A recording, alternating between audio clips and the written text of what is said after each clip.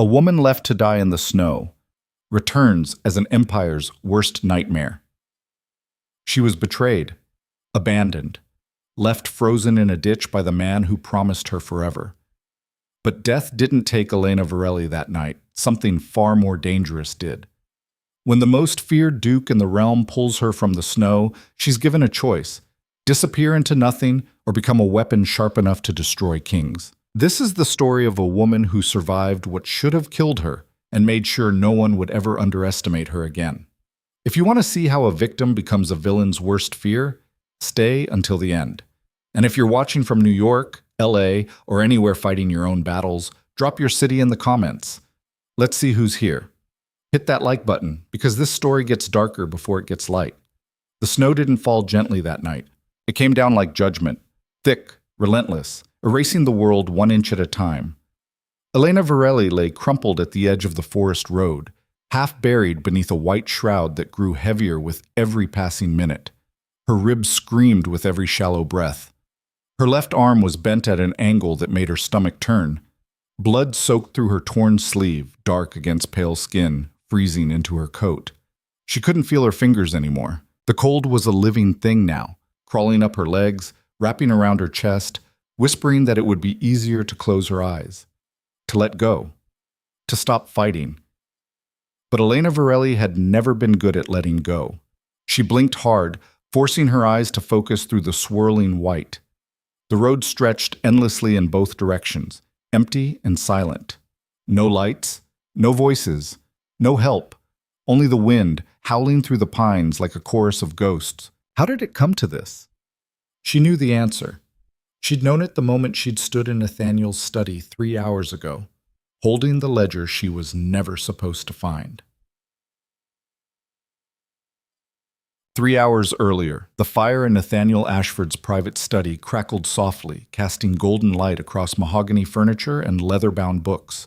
It was a room designed to project power, old money, old blood, old control. Elena stood before his desk, her hands trembling as she clutched the leather-bound ledger to her chest. "Nathaniel," she said, her voice quieter than she wanted it to be. "I need you to explain this." He didn't look up from the papers he was signing. His hand moved in smooth, practiced strokes, elegant, confident, unbothered. "Explain what, darling?" She hated how calm he sounded, like she was a child asking about the weather.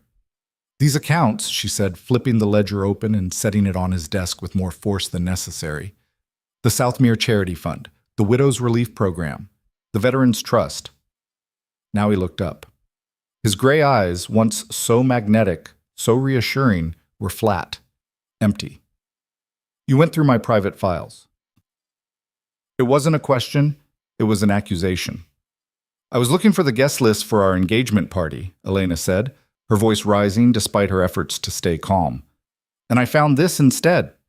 She pointed to the columns of numbers, the discrepancies that had taken her hours to piece together. "These funds were supposed to help people, Nathaniel. Families who lost everything, soldiers who came home broken, widows with no one left to protect them."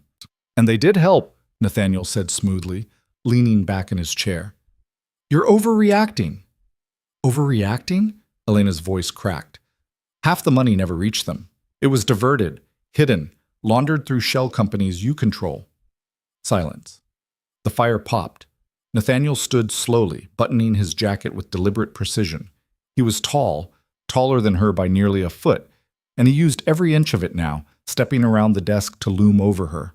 "Elena," he said softly, almost kindly. "You're upset. You've had a long day. Why don't you go upstairs, rest, and we'll discuss this in the morning when you're thinking more clearly." "Don't you dare patronize me." Her words came out sharper than she'd ever spoken to him before.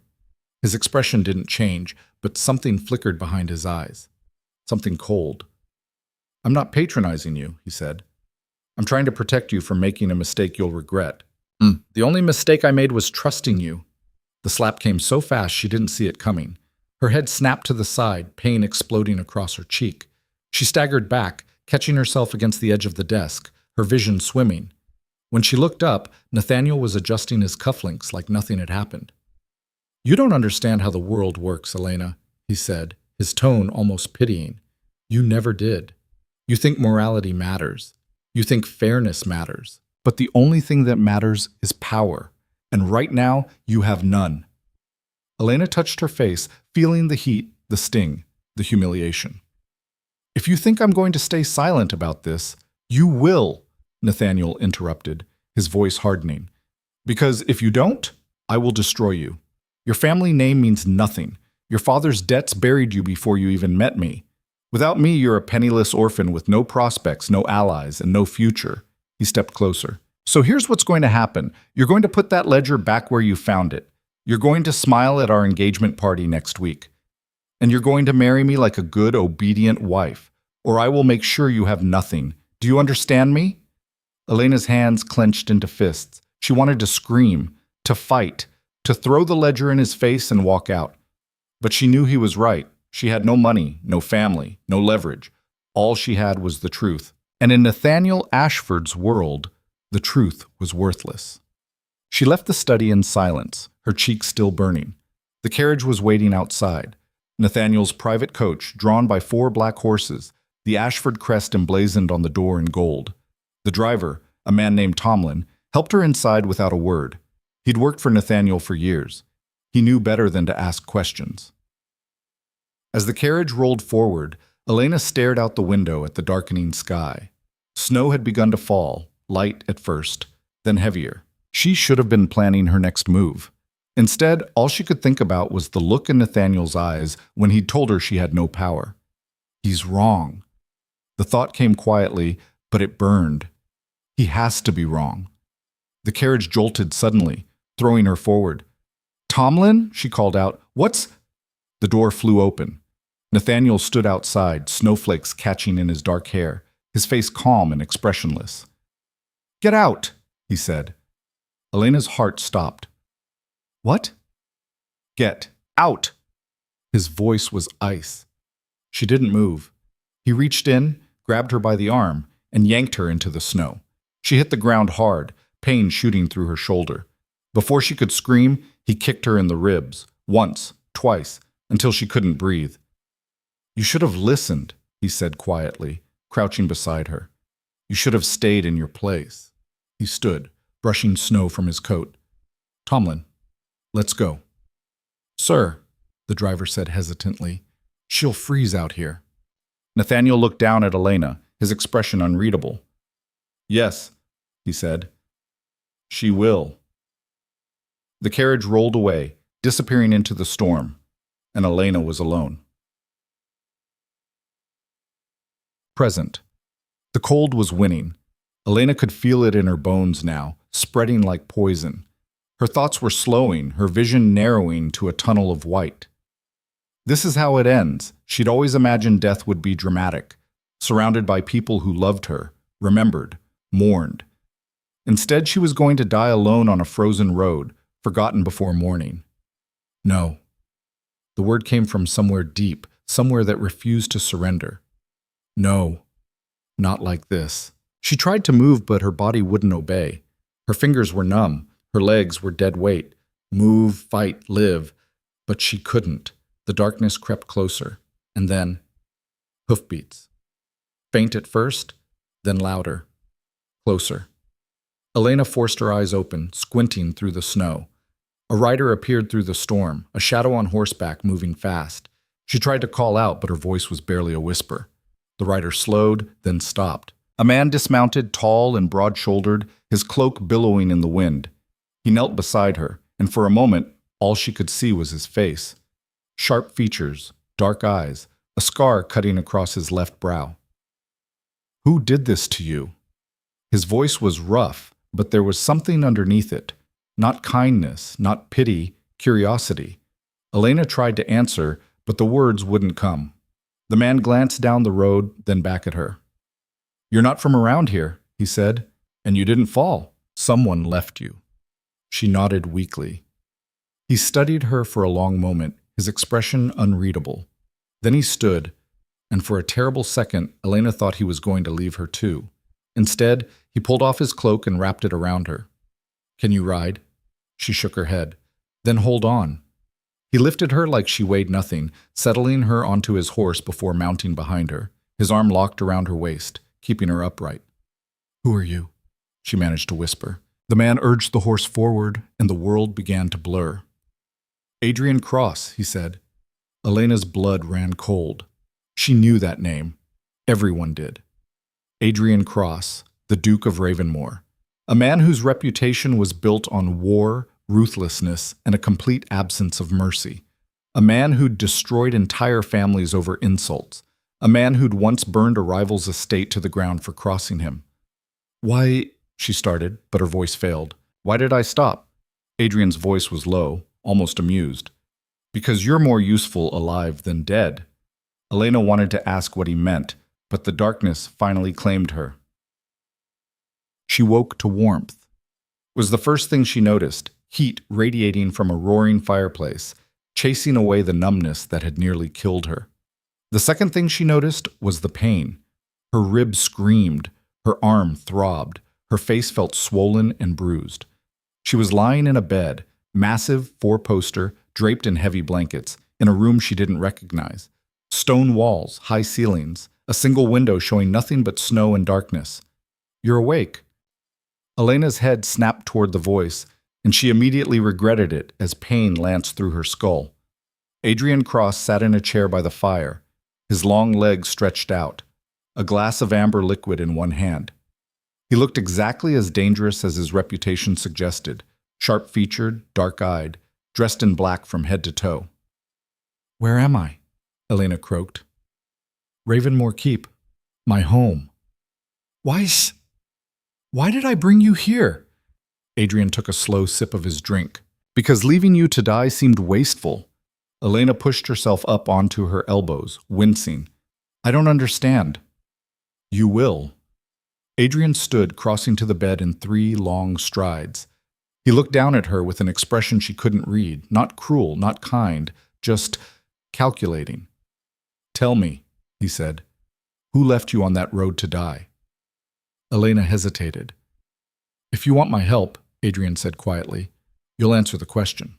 She swallowed hard. "Nathaniel Ashford." Something flickered in Adrian's eyes. Not surprise. Recognition. "Nathaniel Ashford," he repeated slowly. "Your fiancé." "Former fiancé. And why would a man throw away a perfectly good bride-to-be?" Elena's jaw tightened. "Because I found out what he is. What he's been doing." "And what has he been doing?" She told him. Everything. The ledger, the embezzlement, the families who'd been robbed, the charities that were nothing but fronts. Adrian listened without interruption, his expression never changing. When she finished, he was silent for a long moment. Then he smiled. It was not a comforting smile. "Nathaniel Ashford," Adrian said softly, "has been a thorn in my side for years. He's arrogant, careless, and now, thanks to you, vulnerable." Elena's stomach dropped. "What do you want?" Adrian set his glass down and leaned against the bedpost, studying her like she was a puzzle he was deciding whether to solve. "I want what you want," he said. "Revenge. I don't want revenge. I want justice." "Justice," Adrian repeated, his smile widening. "Is that what you call it when you stand in a courtroom and watch him walk free because he's bought every judge in the Capitol? When you testify and they call you a scorned woman with an axe to grind?" Elena's hands clenched in the blankets. "That's what will happen," Adrian continued, his voice cold and matter-of-fact. "You have no family, no money, no influence. And Nathaniel Ashford has all 3. If you go to the authorities, they'll bury you. If you go public, they'll destroy your name before the ink dries." "Then what am I supposed to do?" Elena's voice cracked. "Just let him win?" "No," Adrian said. "You marry me." Silence. Elena stared at him, certain she'd misheard. "What?" "You heard me." "That's insane." "Is it?" Adrian tilted his head. "Right now you're a nobody, a woman who was thrown from a carriage and left to die. No one will believe you, no one will help you, but as my wife, as the Duchess of Ravenmore, you become untouchable." Elena's mind reeled. "Why would you do this?" "Because Nathaniel Ashford humiliated me 2 years ago in front of the entire court. He spread lies about my family, sabotaged a business deal that cost me a fortune, and walked away laughing. I've been waiting for the right moment to destroy him. Adrian's smile turned sharp. You just handed it to me. Elena's throat tightened. So this is just business to you? Everything is business. And what do I get out of this? Protection, status, revenge. And when this is over, if you want to walk away, you can. I'll give you enough money to disappear and start over anywhere you want. He stepped closer. Or you can stay and help me burn his empire to the ground. Elena's breath came shallow and fast. This was madness. Adrian Cross was a monster. Everyone said so. Ruthless, dangerous. A man who'd ruined lives without blinking. But Nathaniel had left her to die, and no one else was offering to help. If I say yes, Elena said slowly, what happens? We get married, quietly, tomorrow. Then we go to the capital and we make Nathaniel Ashford wish he'd never been born. And if I say no, Adrian's expression didn't change. Then I'll have my physician set your arm, give you enough coin for a coach fare, and wish you luck. But Elena, he leaned down, his dark eyes locking onto hers. If you walk away now, Nathaniel wins. He gets to keep his wealth, his power, his reputation, and you get to spend the rest of your life looking over your shoulder, wondering when he'll decide you're still a threat. Elena's hands shook. She thought of the ledger, the families who'd lost everything, the widows and orphans who'd been robbed. She thought of Nathaniel's cold eyes as he'd left her to freeze. And she thought of the woman she'd been 3 hours ago, powerless, terrified, begging for mercy. Never again. I'll do it, she whispered. Adrian's smile was slow, dangerous, satisfied. Good, he said. Then let's begin. The wedding took place the next morning in Ravenmore's private chapel, a cold stone room with stained glass windows and no witnesses except the priest and Adrian's steward. Elena wore a simple dress borrowed from the keep's housekeeper. Her arm was in a sling. Her face was still bruised. She looked nothing like a bride.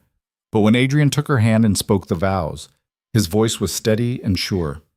I, Adrian Cross, take you, Elena Varelli, as my wife, to protect, to honor, until death or dissolution. Elena's voice trembled, but she forced the words out. I, Elena Varelli, take you, Adrian Cross, as my husband, to stand beside, to trust, until death or dissolution.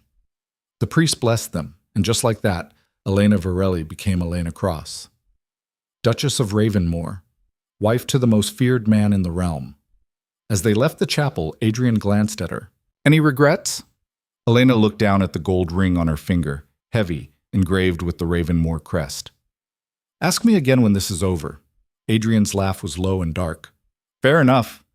They climbed into a carriage, this one black and unmarked, built for speed, and began the journey to the capital. As the keep disappeared behind them, Elena stared out at the snow-covered landscape. Somewhere out there, Nathaniel Ashford thought she was dead. He thought he'd won. But Elena Cross, formerly Varelli, formerly powerless, formerly prey, was about to teach him a lesson he'd never forget. You don't leave a woman to die in the snow and expect her to stay buried. You make sure she never gets back up. And Nathaniel had made a fatal mistake. He'd let her live just long enough to come back. The capital city of Ashbro rose from the winter landscape like a crown of steel and stone.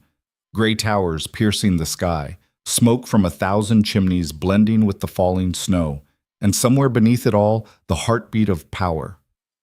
Elena watched it approach through the carriage window, her stomach twisting with each passing mile. She'd been to Ashboro twice before, once as a child holding her father's hand while he met with creditors who would eventually destroy him. Once as Nathaniel's fiancée, paraded through gilded ballrooms like a prize he'd won. Both times, she'd been invisible, a shadow in a world that didn't see her. This time would be different. You're quiet, Adrian said from across the carriage. Elena didn't look at him. I'm thinking. About? What happens when people find out I'm alive? Adrian leaned back, his expression unreadable in the dim light. They'll talk. They always do. Nathaniel will know I told you everything. Good. Elena finally turned to face him. Good? He tried to kill me once. What makes you think he won't try again? Because this time, you're not alone. Adrian's voice was cold and certain. And because Nathaniel Ashford is smart enough to know that touching my wife would be the last mistake he ever made. My wife. The word still felt foreign, dangerous. Elena touched the ring on her finger. Heavy gold, the Ravenmore crest carved into the metal. A week ago, she'd been wearing Nathaniel's ring, a delicate thing, all diamonds and promises. This one felt like a shackle and a weapon at the same time. When we arrive, Adrian continued, we're going directly to Cross House, my primary residence in the city. You'll stay there until we're ready to make our first appearance. And when will that be? 3 days. There's a reception at the Ashford estate. Every family of consequence will be there. Adrian's smile was thin and sharp, including Nathaniel. Elena's breath caught. You want me to walk into his house? I want you to walk into his house as the Duchess of Ravenmore. I want you to stand in his ballroom, drink his wine, and watch him realize that everything he thought he'd buried is very much alive. He'll panic. Exactly. Elena's hands clenched in her lap. And then what? Then we start breaking him piece by piece. Adrian leaned forward, his dark eyes locked on hers. But first, you need to learn how to survive in this world. Because the people we're about to face, they'll smile to your face and plot your destruction before dessert is served. You need to be sharper, faster, harder. I'm not like you. No, Adrian agreed. You're not. You still believe in fairness, justice, right and wrong. He paused. That will get you killed. Elena's jaw tightened. Then what do you suggest? I suggest you stop being the woman Nathaniel left to die, and become the woman who makes him wish he had. Cross House was a fortress disguised as a mansion, high walls, iron gates, guards posted at every entrance. Elena stepped out of the carriage and stared up at the black stone facade, her breath misting in the frozen air. Welcome home, Duchess, Adrian said, his tone almost mocking. A woman appeared at the top of the steps, middle-aged, severe, dressed in impeccable black silk. Her hair was pulled back so tightly it seemed to stretch her face.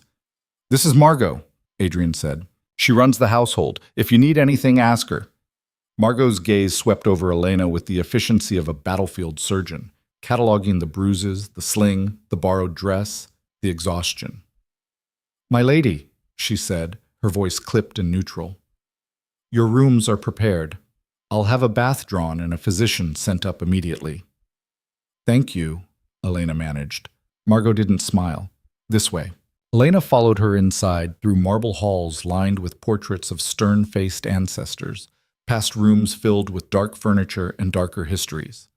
Her new quarters were on the 3rd floor, a suite of rooms overlooking the city, decorated in deep greens and golds. A fire roared in the hearth.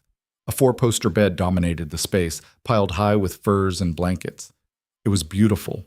It was suffocating. The bath is through there, Margot said, gesturing to a door on the left. I've laid out fresh clothing. The physician will arrive within the hour. Margot, Elena said before the woman could leave. How long have you worked for the Duke? 15 years, my lady. Then you know him well. Margot's expression didn't change. I know him as well as anyone can. Is he... Elena hesitated. Is he as dangerous as they say? For the first time, something flickered in Margot's eyes. Not fear, not pity, respect. The Duke, she said carefully, is a man who keeps his word. If he promises protection, you'll have it. If he promises destruction, you'll see it. She paused. The question, my lady, is which one you'll need more. With that, she left. Elena sank onto the edge of the bed, her body screaming with pain and exhaustion. 3 days. In 3 days, she would walk into Nathaniel Ashford's world and face the man who'd tried to murder her. She wasn't ready, but she didn't have a choice. The physician was an older man with gentle hands and a no-nonsense demeanor. He reset her arm with a crack that made her vision white out, stitched the gash on her shoulder, and wrapped her ribs in tight bandages. You're lucky, he said as he packed his supplies. Another hour in that cold and you'd have lost the arm, possibly your life. I don't feel lucky. He looked at her with something that might have been sympathy. Luck isn't about what happens to you, my lady. It's about what you do with what's left. When he was gone, Elena finally allowed herself to cry. Not for Nathaniel, not for the life she'd lost, but for the woman she'd been. The one who'd believed that truth mattered, that people could be good, that love was real. That woman was dead. And Elena didn't know who she was becoming in her place. Adrian came to her rooms that evening, carrying a stack of files and a bottle of wine. "How's the arm?" he asked, setting everything on the table by the window. "Broken." "Drink this." He poured 2 glasses, handing her one. "It'll help with the pain." Elena took it, but didn't drink. "What are those?" "Everything I have on Nathaniel Ashford. Financial records, property holdings, business associates, personal correspondence." Adrian opened the first file, spreading papers across the table. "If we're going to destroy him, we need to know exactly where to strike." Elena set down her glass and moved closer, scanning the documents. Lists of names, transactions, letters sealed with the Ashford crest. "How did you get all this?" she asked. "I've been watching him for 2 years, waiting for an opening." Adrian glanced at her. "You're the opening." Elena's stomach twisted. "You said he humiliated you. What did he do?" Adrian's expression hardened. "He spread a rumor that my father died in debt, that the Ravenmore estate was mortgaged to the hilt, that we were one bad harvest away from ruin. Was it true? No. But by the time I could prove otherwise, the damage was done. Investors pulled out, contracts were canceled. We lost nearly half our holdings. Why would he do that? Because I refused to let him marry my sister." Elena went still. "You have a sister?" "Had." Adrian's voice went flat. "She died 3 years ago. Consumption." "I'm sorry." "Don't be. She's the reason I'm careful about who I let into my life." He looked at Elena directly. "Nathaniel wanted her for her dowry. I told him to go to hell, so he decided to destroy me instead." Elena's throat tightened. "He's a monster." "Yes. And now we're going to show the world what kind of monster he really is." They worked through the night, Adrian explaining the financial networks, the shell companies, the false charities, Elena absorbing everything, her mind cataloging names and numbers and connections. By dawn, she understood. Nathaniel's empire wasn't just built on lies. It was built on theft from people who had nothing left to lose. "How do we prove it?" she asked, exhaustion making her voice rough. "We don't, not yet." Adrian closed the last file. "First, we need to make him paranoid, sloppy, desperate enough to make mistakes." "And how do we do that?" Adrian's smile was cold. "We make him think you're coming for him, and we make sure everyone else is watching when you do." No. The next 2 days were a baptism by fire. Adrian brought in tutors, a dance master who corrected her posture with a riding crop, an etiquette instructor who taught her which fork to use and when to smile, a rhetoric coach who showed her how to turn a compliment into a weapon. "You'll be judged on everything," the etiquette instructor, a sharp-eyed woman named Helene, told her. "Your dress, your walk, the way you hold a wine glass. These people are vultures. They'll tear you apart for a single misstep." "Then I won't misstep." Helene's smile was approving. "Good. Now, let's discuss the art of the insult disguised as flattery." In between lessons, Adrian drilled her on names and faces, who was allied with whom, who owed favors, who held grudges. "Lady Constance Harrow," he said, showing her a miniature portrait. "Widow of Lord Harrow, controls half the textile trade in the South, hates Nathaniel because he seduced her daughter, and then publicly rejected her. Is she an ally? She could be, if you approach her correctly. And how do I do that? You don't grovel, you don't beg, you make her see that destroying Nathaniel benefits her more than protecting him." Elena studied the portrait. "What happened to the daughter?" "She married a minor baronet and moved to the countryside. She's fine." But the way Adrian said it made Elena suspect otherwise. By the 3rd morning, Elena's body ached, and her mind was spinning with information. But when she looked in the mirror, she barely recognized herself. The woman staring back wore a gown of deep emerald silk that made her skin glow. Her hair was arranged in an intricate style that emphasized her cheekbones. Her bruises had faded enough to be covered with powder. She looked like a duchess. She looked dangerous. "Better?" Margot said from behind her. "Much better." Elena turned. Do you think I can do this? Margot's expression softened. Barely. I think, my lady, that you've already survived what should have killed you. Everything else is just theater. The Ashford estate glittered like a jewel box under the night sky. Hundreds of windows blazing with candlelight, carriages lined up along the circular drive, music drifting through the frosted air. Elena sat frozen in the carriage, her heart hammering. Breathe, Adrian said beside her. I can't. Yes, you can. The carriage rolled to a stop. A footman opened the door. Adrian stepped out first, then turned and offered his hand. Elena took it, her fingers trembling. As she emerged, conversation stopped. Heads turned. A woman gasped. Because standing on the steps of the Ashford estate, very much alive, was the woman Nathaniel had left to die. Adrian tucked her hand into the crook of his arm. Smile, he murmured. Like you own the world. Elena lifted her chin and smiled. They walked through the crowd, a sea of shocked faces, whispered questions, scandalized stares, straight to the ballroom doors. Inside, the music faltered, and across the room, standing beside a marble pillar with a champagne flute in his hand, Nathaniel Ashford froze. His face went white, then red, then something worse, cold and calculating. He recovered quickly, setting down his glass and crossing the room with the easy confidence of a man who owned everything in it.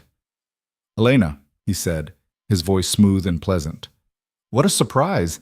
I'd heard you were indisposed. I'm feeling much better, thank you.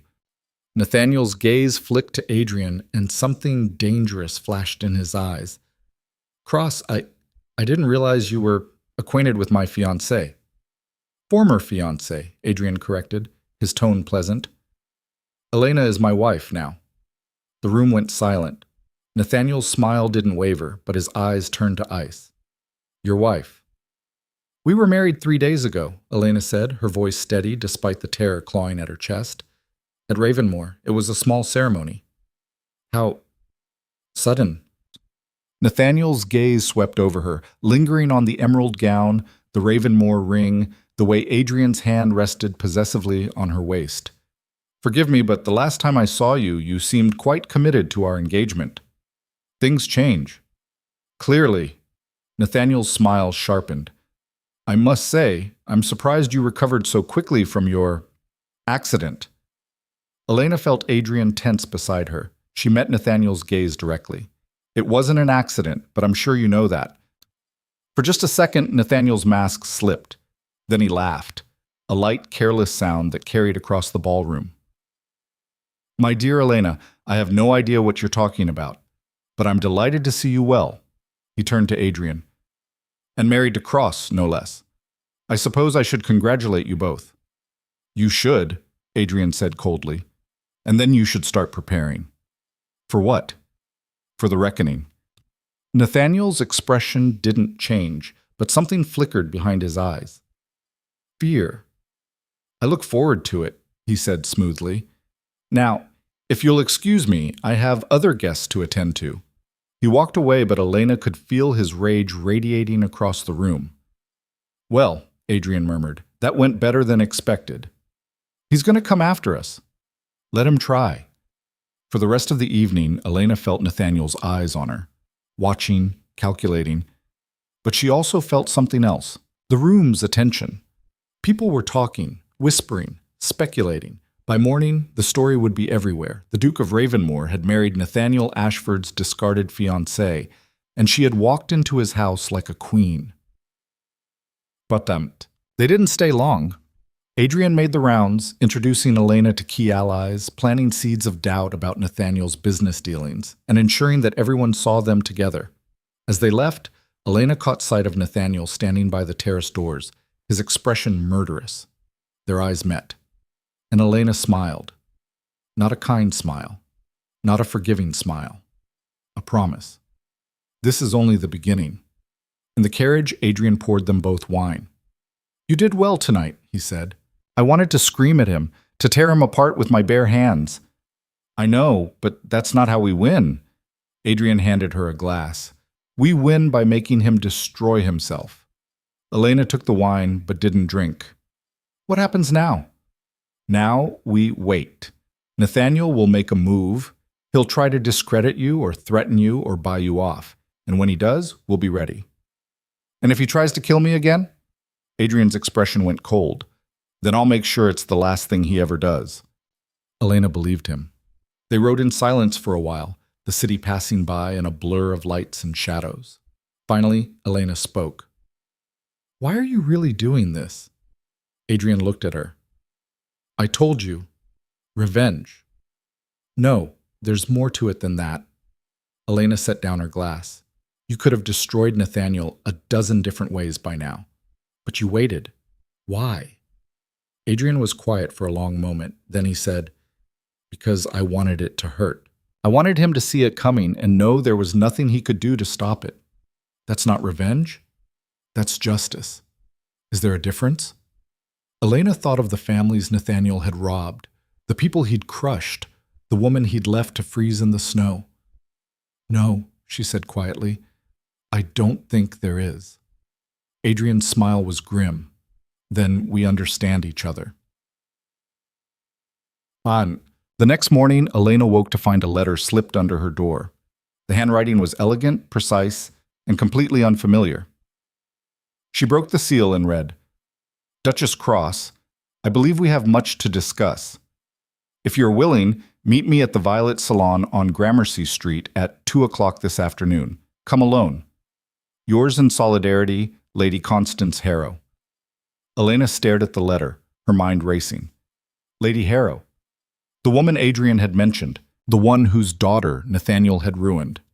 She should tell Adrian, but something stopped her. If she was going to survive in this world, she needed to learn to fight her own battles. At precisely 2 o'clock, Elena stepped into the Violet Salon, a private club for women of status, all velvet chairs and hushed conversations. Lady Harrow sat in a corner booth, dressed in deep purple silk, her silver hair arranged in an elaborate coronet. Duchess Cross, she said as Elena approached. Thank you for coming. Elena sat. You said we have much to discuss. Indeed. Lady Harrow poured tea with practiced elegance. I've heard the most fascinating rumors about you, that you were engaged to Nathaniel Ashford, that you disappeared, that you returned as the Duke of Ravenmore's wife. All true. Then I imagine you know what kind of man Nathaniel really is. Elena met her gaze. I know he's a liar and a thief. I know he preys on the vulnerable. And I know he'll do anything to protect his reputation. Lady Harrow's smile was sharp. Then we are allies. Are we? My daughter, Lady Harrow said quietly, was 17 when Nathaniel seduced her. He promised marriage. He gave her gifts, wrote her letters, made her believe she was special. Her voice hardened. Then he discarded her at a ball in front of everyone who mattered. She was ruined. No decent family would have her. Elena's chest tightened. I'm sorry. Don't be sorry. Be useful. Lady Harrow leaned forward. I've spent 3 years gathering evidence against Nathaniel. Financial records, testimonies, proof of fraud. But I can't use it. If I go public, he'll destroy my family's name out of spite. But if someone else went public, someone with the protection of the Duke of Ravenmore, someone he can't touch? Lady Harrow smiled. That changes everything. Elena's pulse quickened. You're offering to help me. I'm offering to help us both. Lady Harrow slid a leather portfolio across the table. Everything you need is in here. Names, dates, transactions, witnesses who will testify if they have protection. Elena opened the portfolio with shaking hands. It was everything, more than everything. Why give this to me? She asked. Because I've been waiting for someone brave enough or desperate enough to use it. Lady Harrow's expression softened. And because I know what it's like to be underestimated, to be dismissed, to be told your pain doesn't matter. Elena looked down at the documents, her throat tight. This was it, the weapon she needed. Thank you, she whispered. Don't thank me yet. Lady Harrow stood. Using this will make you a target. Nathaniel will come for you with everything he has. Are you prepared for that? Elena thought of the snow, the cold, the certainty of death. She thought of Nathaniel's eyes as he'd left her to die, and she thought of the woman she was becoming, harder, sharper, unbreakable. Yes, she said, I am. Lady Harrow's smile was fierce and proud. Then burn him to the ground, Duchess, and when you do, know that you have allies in the shadows. She left. Elena sat alone, the portfolio heavy in her hands. Outside, snow began to fall again. But this time, Elena wasn't afraid of the cold. She was the storm. Elena didn't go straight back to Cross House. Instead, she walked through the snow-dusted streets of Ashboro, the leather portfolio clutched against her chest, her mind spinning with possibilities and dangers. Lady Harrow's evidence changed everything. Names of witnesses, bank statements showing exactly where the stolen money had gone, letters in Nathaniel's own hand ordering the falsification of charity records.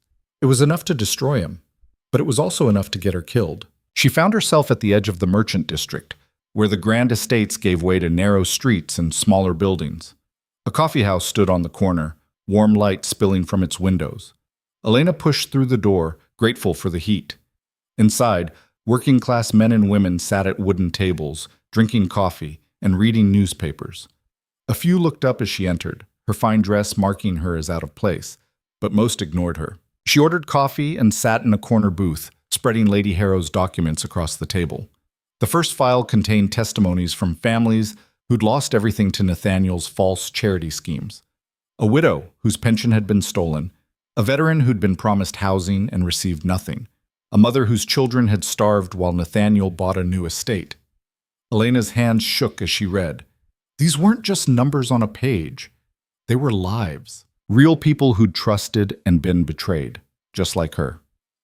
Careful, miss. Elena looked up sharply. An older woman stood beside her table, holding a coffee pot.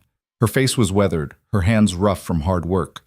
Papers like that, the woman said quietly, refilling Elena's cup, can get you in trouble. I'm already in trouble. The woman's eyes flicked to the bruises still fading on Elena's jaw. Ashford trouble? Elena froze. How did you?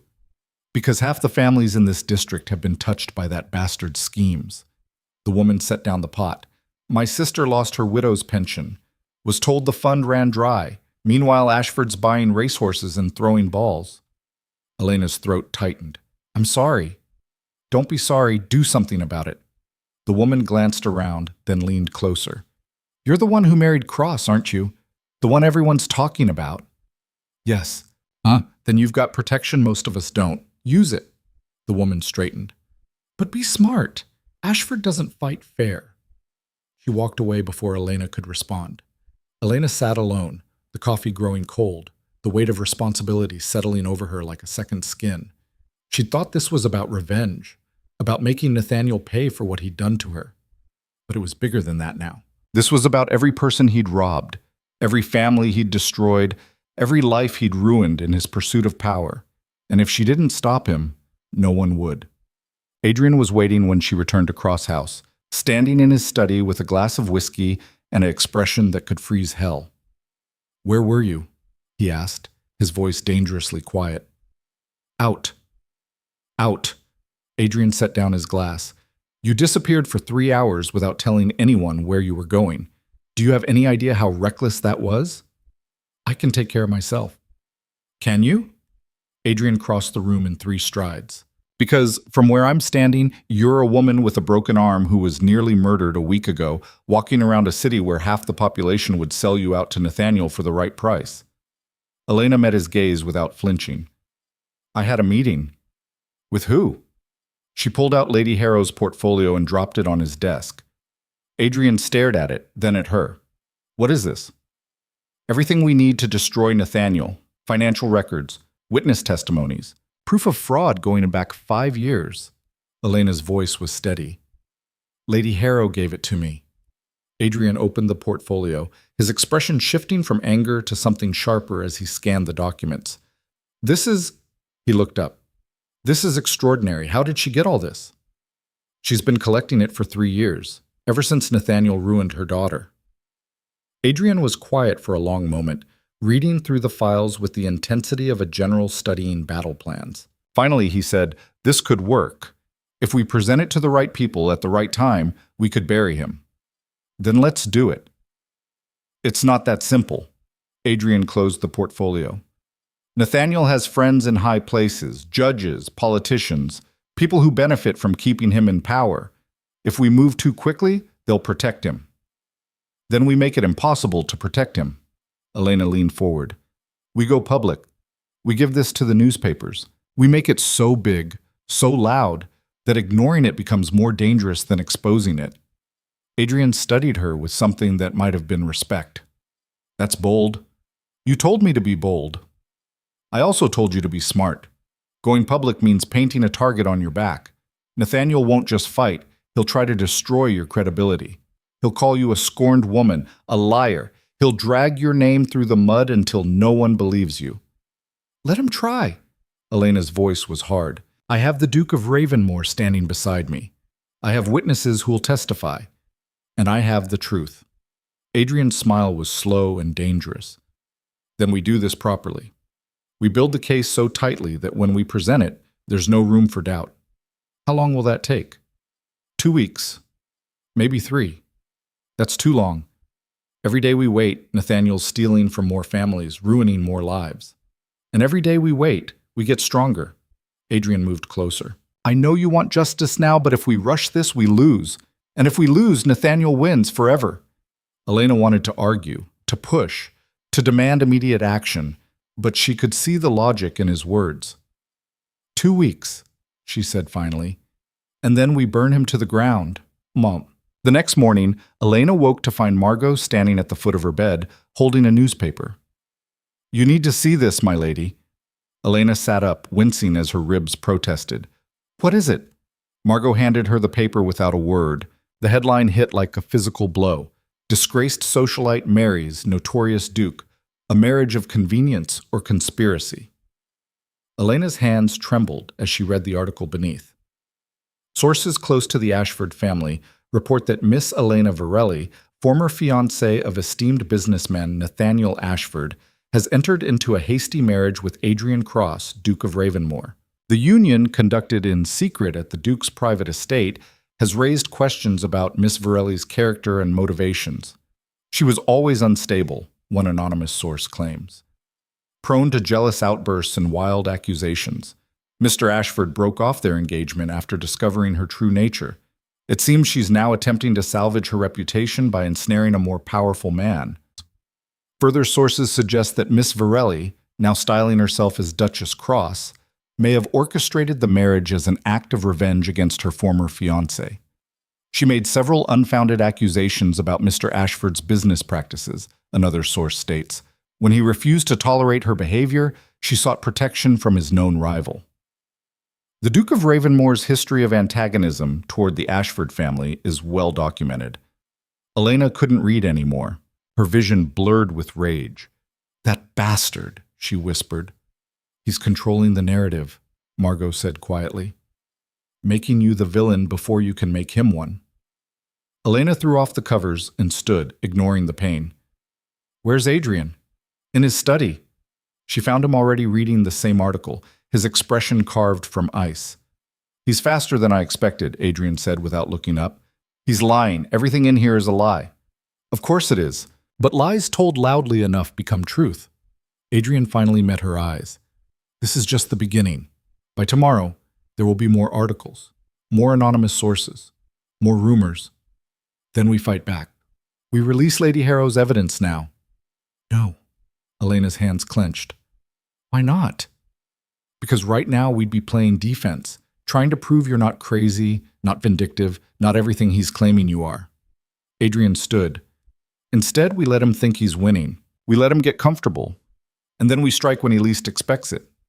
While he destroys my reputation? Your reputation as Elena Varelli is already gone. But your reputation as Elena Cross, Duchess of Ravenmore? Adrian's smile was cold. That's mine to protect.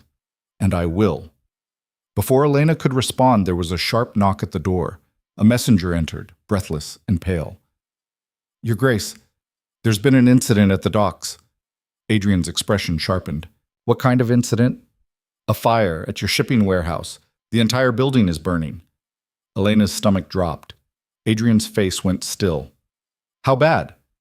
Total loss, sir. They're saying it was arson. The room went silent. Then Adrian moved, grabbing his coat with controlled violence. "Get the carriage. Now." "I'm coming with you," Elena said. "No, I'm coming with you." Something in her voice made him pause. Then he nodded once, sharp and decisive. They rode through the city at breakneck speed, Elena gripping the carriage wall as Adrian stared out the window with murder in his eyes. When they arrived at the docks, smoke blackened the sky. The warehouse was a shell, flames still licking at the remaining beams, workers forming bucket brigades in a futile attempt to save what was left. A man in soot-stained clothes ran up as they stepped from the carriage. "Your Grace, thank the saints you're here." "Report," Adrian said, his voice like a whip crack. "Started about 2 hours ago. East corner. Spread too fast to be natural." The man hesitated. "And sir, we found this." He held out a piece of charred wood. On it, barely visible through the soot, was a symbol. The Ashford crest. Elena felt ice slide down her spine. Adrian took the wood, his expression murderous. "He's declaring war," Elena whispered. "No." Adrian's voice was soft and deadly. "He's made a mistake." He turned to the foreman. "Get me the names of everyone who was here when it started. I want to know who saw what, and I want security doubled at every other property I own." "Yes, sir." As the man hurried away, Adrian looked at Elena. "This changes things." "How?" "Nathaniel just escalated from character assassination to property destruction, which means he's panicking." Adrian's smile was razor sharp. "Panicked men make mistakes. And when he makes his next one, we'll be waiting." But Elena barely heard him. She was staring at the burning warehouse, watching everything Adrian owned go up in smoke because of her, because she'd come back, because she'd married him, because she'd made Nathaniel afraid. "This is my fault," she said quietly. Adrian grabbed her shoulders, forcing her to look at him. "No, this is Nathaniel's fault. He chose to burn my property. He chose to threaten what's mine. And now he's going to learn what happens when you start a war with me. He's going to keep coming. He won't stop until what? Until you're dead? Until I'm ruined?" Adrian's grip tightened. "Let him come. Every move he makes exposes him further. Every crime he commits gives us more ammunition. And what if he wins?" "He won't." "How can you be so sure?" Adrian's expression softened, barely. "Because I've been fighting men like Nathaniel my entire life. And I've learned that the ones who rely on fear and money to win are the ones who break fastest when those things are taken away." He released her and turned back to the burning warehouse. "Come on. There's nothing more we can do here tonight." But Nathaniel wasn't finished. Over the next 3 days, the attacks came fast and brutal. A sabotaged carriage wheel that nearly sent Elena crashing into a stone wall. Poison in Adrian's wine at a dinner party, caught only because his food taster fell ill first. Anonymous letters delivered to every major household in Ashboro, claiming Elena was mentally unstable and Adrian was being manipulated. Each attack was subtle enough to deny, plausible enough to dismiss, but together they painted a clear picture. Nathaniel wanted them destroyed, and he was willing to kill to make it happen. "We need to move faster," Elena said on the 4th morning, pacing Adrian's study while he read through reports. "He's escalating. The next attack might actually succeed. Then we give him a target he can't resist." Elena stopped. "What do you mean?" Adrian set down his papers and looked at her. "The Royal Gala, 2 days from now. Every family of consequence will be there, including Nathaniel. You want us to go? After everything he's done?" "I want us to go and make a very public announcement." Adrian's smile was dangerous. "We're going to invite him to sue us for slander." Elena stared. "That's insane." "Is it? Think about it. We stand up in front of everyone and accuse Nathaniel of fraud. Publicly. Loudly. If he's innocent, he sues us. If he's guilty..." Adrian paused. "He tries to shut us up another way. And if he tries to shut us up, he exposes himself." "Exactly." Elena's mind raced. "But if we accuse him without proof..." "We have proof. Lady Harrow's evidence. We just haven't used it yet." Adrian leaned back. "But if Nathaniel thinks we're making wild accusations based on nothing, he'll react. And his reaction will tell us exactly how desperate he is." It was brilliant. It was also terrifying. He could kill us right there in the ballroom. He could try, but he won't. Adrian's expression was certain. Nathaniel's too smart for that. He'll want to discredit us first, break us down, make us look like fools, and while he's focused on that, we'll be building the case that destroys him. Elena took a slow breath. And if this backfires, then we die knowing we fought. Adrian stood. But I don't plan on dying, Elena, and neither should you. The royal gala was held at the palace itself, a sprawling complex of marble and gold, glittering with 1,000 candles. Elena wore midnight blue silk that made her look like a storm given human form. Diamonds glittered at her throat. Adrian's family jewels lent to her for the occasion. She looked like royalty. She felt like she was walking to her execution. Remember, Adrian murmured as they entered the grand ballroom, confidence. We're not asking for permission. We're demanding justice. Elena nodded, her throat tight. The ballroom was packed, hundreds of people in their finest clothes drinking champagne and trading gossip. And there, near the center, surrounded by admirers, was Nathaniel. He saw them immediately. His expression flickered, just for a second, before settling into polite interest. Duchess Cross, he said as they approached. How lovely to see you. Is it? Elena's voice was clear and carrying. Because I was under the impression you preferred me dead. But say, the conversations around them stuttered to a halt. Nathaniel's smile tightened. I'm afraid I don't know what you mean. Don't you? Elena took a step closer. The carriage accident, the poisoned wine, the fire at my husband's warehouse, all very unfortunate coincidences. Elena, Nathaniel's voice was patronizing, concerned. I think you're unwell. Perhaps you should... I'm perfectly well, but you're not, are you, Nathaniel? Elena's voice rose. You're terrified, because I know what you've done. And soon, everyone else will too. Nathaniel's mask cracked. You have no idea what you're talking about. The Southmere Charity Fund, the Widows Relief Program, the Veterans Trust. Elena recited the names like an indictment. All frauds. All schemes designed to steal from the most vulnerable people in our society. And you ran every single one. The ballroom had gone completely silent. Nathaniel's face flushed red. Those are lies. Desperate lies from a woman scorned. Then sue me for slander. Elena's smile was sharp. If I'm lying, take me to court. Let's see what a judge says when we present evidence. What evidence? Nathaniel's voice was rising. You have nothing. You're making wild accusations because you can't accept that I rejected you. I have bank records, witness testimonies, letters in your own hand. Nathaniel went still. For just a second, genuine fear flashed across his face. Then he laughed, loud and dismissive. More lies. You're desperate, Elena, and you're embarrassing yourself. He turned to the crowd. Ladies and gentlemen, I apologize for this scene. My former fiancée is clearly unwell. I take no pleasure in her descent into madness. Madness? Elena's voice cut through the room. Is it mad to want justice for the families you robbed? Is it mad to expose a criminal hiding behind charity? Enough. Nathaniel's voice turned cold. I will not stand here and be accused by a woman who... Who what? Adrian stepped forward, his presence silencing the room. Who survived your attempt to murder her? Who came back from the dead to expose you? Nathaniel's eyes narrowed. I never... You threw her from a moving carriage and left her to freeze in the snow. Adrian's voice was deadly quiet. And when she didn't die, you tried to finish the job. But you failed, and now you're going to pay for it. Prove it, Nathaniel snarled. We will. Adrian's smile was ice. At your trial, when every crime you've committed is laid bare for the world to see. Nathaniel opened his mouth to respond, and then the room exploded. Not literally, but a commotion erupted near the entrance, guards rushing in, a man struggling between them.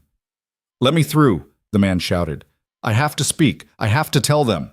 The guards tried to remove him, but he broke free, stumbling into the center of the ballroom. He was middle-aged, dressed in worn clothes, his face gaunt and desperate. And when he looked up, his eyes locked on Nathaniel. You, he breathed. You destroyed everything. Nathaniel's face went white. I don't know this man. You know me. The man's voice broke. I worked for you at the Southmere office. You told me to falsify the records. You told me to lie to the families. And when I refused, you had me beaten and thrown out. The ballroom held its breath. This man is clearly disturbed, Nathaniel said quickly. Guards, remove him. But Adrian moved faster, stepping between the guards and the man. No, Adrian said quietly. Let him speak. The man looked at Adrian with something like hope. Then he turned to the crowd. My name is Thomas Merrick. I was an accountant for the Southmere Charity Fund, and everything she said, he pointed at Elena, is true. Nathaniel Ashford has been stealing from charity funds for 5 years. I have proof, documents, records, and I'm willing to testify. Silence. Complete, devastating silence. Then the whispers started, spreading through the crowd like wildfire. Nathaniel's face contorted with rage. This is a setup. Cross paid him to say this. It's all lies. Then explain these. Elena pulled out a folder, copies of Lady Harrow's documents, and handed them to the nearest nobleman. Bank statements, transfer records, all in your name. The nobleman's eyes widened as he read. He passed the papers to the woman beside him. She gasped and passed them on. And suddenly, everyone was reading, whispering, staring at Nathaniel with dawning horror. This is forgery, Nathaniel said desperately. None of this is real. Then you won't mind if we turn it over to the authorities, Adrian said. Nathaniel's control finally shattered. You did this, he snarled at Elena. You ungrateful bitch. I gave you everything. I was going to make you somebody. And this is how you repay me? You tried to kill me. I should have made sure you stayed dead. The ballroom erupted. Guards moved forward. Nathaniel realized what he'd said, realized he'd just confessed in front of hundreds of witnesses, and his face went from rage to panic. I didn't mean that's not... But it was too late. The damage was done. Adrian nodded to the guards. Arrest him. On what charge? Nathaniel demanded, backing away. Fraud, embezzlement, attempted murder. Adrian's voice was merciless. Take your pick. Nathaniel ran. He actually ran, shoving through the crowd, heading for the terrace doors. But Cross's men were waiting. They caught him at the threshold, dragging him back into the ballroom as he screamed and fought. You can't do this! I have rights! You have nothing, Elena said quietly. And as the guards hauled Nathaniel away, still screaming denials and threats, Elena felt something shift inside her. Not triumph, not even satisfaction, just completion. The man who'd left her to die was finally facing justice. But the night wasn't over. As the crowd dispersed, still buzzing with shock and scandal, a guard approached Adrian. Your Grace, there's been another incident. Elena's stomach dropped. What now? The guard hesitated. It's your sister, Your Grace. She's here, in the city. Adrian went completely still. That's impossible. My sister is dead. That's what we thought too, sir. But there's a woman at Cross House right now claiming to be Isabel Cross. And she says she has information about Nathaniel Ashford that changes everything. Elena watched the color drain from Adrian's face. That's not possible, he whispered. But the guard's expression said otherwise. And as they raced back to Cross House through the snow-covered streets, Elena realized something terrifying. They'd won tonight's battle, but the war had just become far more complicated. Because the past Adrian thought he'd buried was standing in his front hall, alive. And everything they thought they knew was about to change. The woman standing in the entrance hall of Cross House was a ghost. That was Elena's first thought as they burst through the doors, still breathless from the carriage ride. The stranger stood with her back to them, studying a portrait on the wall. A young woman with dark hair and Adrian's sharp cheekbones, frozen in oil paint and memory. When she turned, Elena's breath caught. The resemblance was undeniable. Same angular features. Same storm-gray eyes, same presence that commanded attention without asking for it. But where the portrait showed youth and innocence, this woman bore the marks of survival, a thin scar running from her left eyebrow to her hairline, a hardness in her expression that spoke of years spent looking over her shoulder.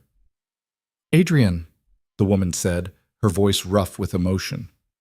Adrian stood frozen in the doorway, his face drained of color. You're dead, he whispered. I buried you. 3 years ago. I stood at your grave. You buried an empty coffin. The woman took a step forward. Because I wasn't in it. Elena watched Adrian's world shatter in real time. His hands clenched at his sides. His jaw worked soundlessly. For a man who controlled every room he entered, he looked utterly lost. Isabel? He finally managed. How? That's a long story. Isabel's eyes flicked to Elena, assessing. And we don't have time for it, because Nathaniel Ashford isn't the only monster we need to worry about. Elena found her voice. What do you mean? Isabel's smile was bitter. I mean that arresting Nathaniel tonight was the easy part. The hard part is surviving what comes next. Adrian moved suddenly, crossing the hall in swift strides and pulling his sister into an embrace so fierce Elena had to look away from the raw emotion on his face. I thought I lost you, he said, his voice breaking. You did. For a while, as Isabel pulled back, her own eyes bright with unshed tears. But I'm here now, and we have work to do. She looked at Elena directly. You must be the woman who survived, the one who married my brother to destroy Nathaniel. Yes. Good. Isabel's expression turned calculating. Because you're going to need all the allies you can get. Nathaniel didn't work alone. He had partners, powerful ones, and they're not going to let you dismantle their empire without a fight. Adrian's shock was giving way to the cold focus Elena recognized. Who?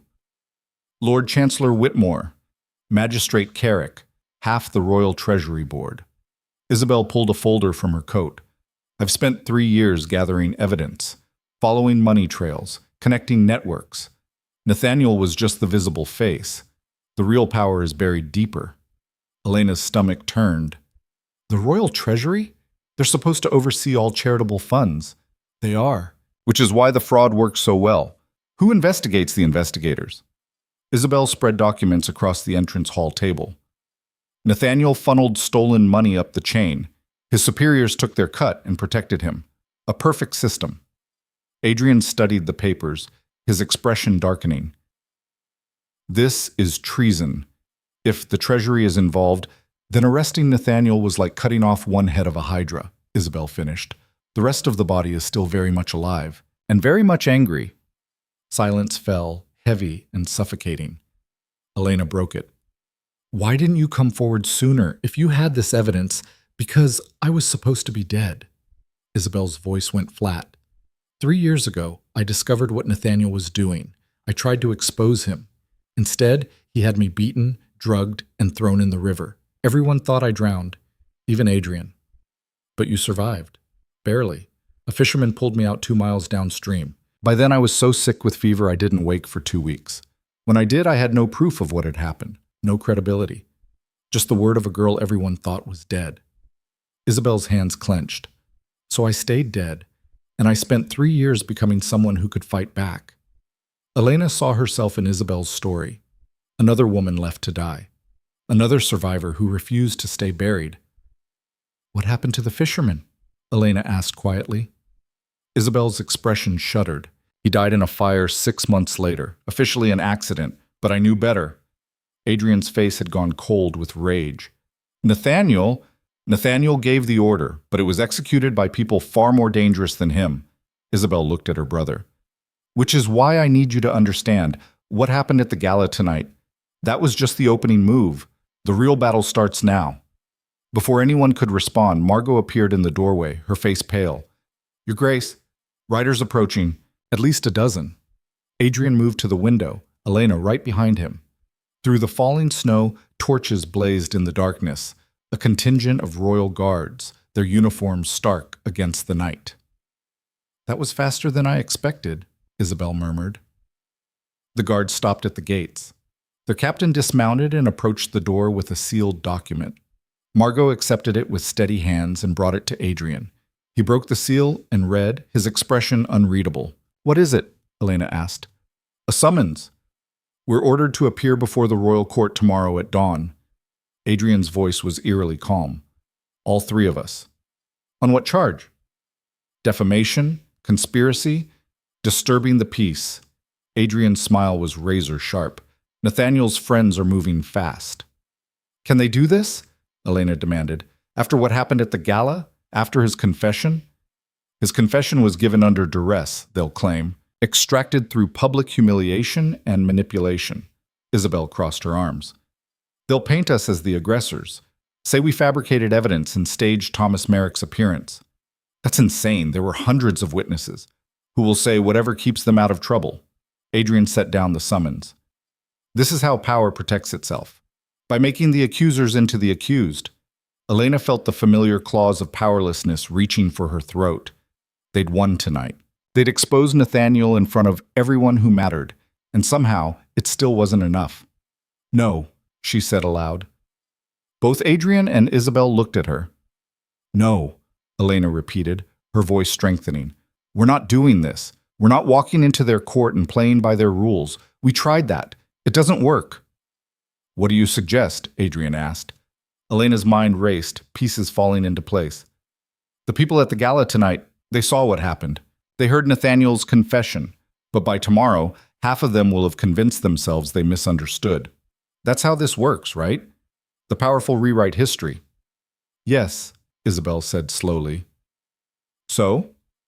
So we don't let them. Elena turned to Adrian. You said Nathaniel's real crime was stealing from the vulnerable, from families who have nothing. Those are the people who won't rewrite history, because for them, this isn't politics, it's survival. Adrian's eyes narrowed. You want to go to the people directly. I want to make this so public that the royal court can't sweep it under the rug. I want every family Nathaniel robbed to know what happened tonight. I want them at that courthouse tomorrow demanding justice. That's dangerous, Isabel said. If you mobilize the common people against the nobility, then they'll finally have someone fighting for them instead of against them. Elena's voice was fierce. We have the evidence, we have the witness, and now we have the attention. We use it. Adrian studied her for a long moment. Then slowly he smiled. You're not the same woman I pulled from that snowbank. No, I'm not. Good. He turned to Margot. Send runners to every district. Find the families from Lady Harrow's list. Tell them what happened tonight. Tell them there's a hearing tomorrow at dawn. And tell them, he paused, tell them the Duchess of Ravenmore invites them to witness justice. Margot nodded and disappeared. Isabel was watching Elena with newfound respect. You're either brilliant or suicidal. Maybe both, Elena admitted. But I'm done letting powerful men decide who gets justice and who gets buried. Bam. They worked through the night. Isabel laid out her evidence, a web of corruption so intricate it took hours just to map the connections. Lord Chancellor Whitmore had approved fraudulent charity registrations. Magistrate Carrick had dismissed complaints. Treasury officials had looked the other way while money vanished.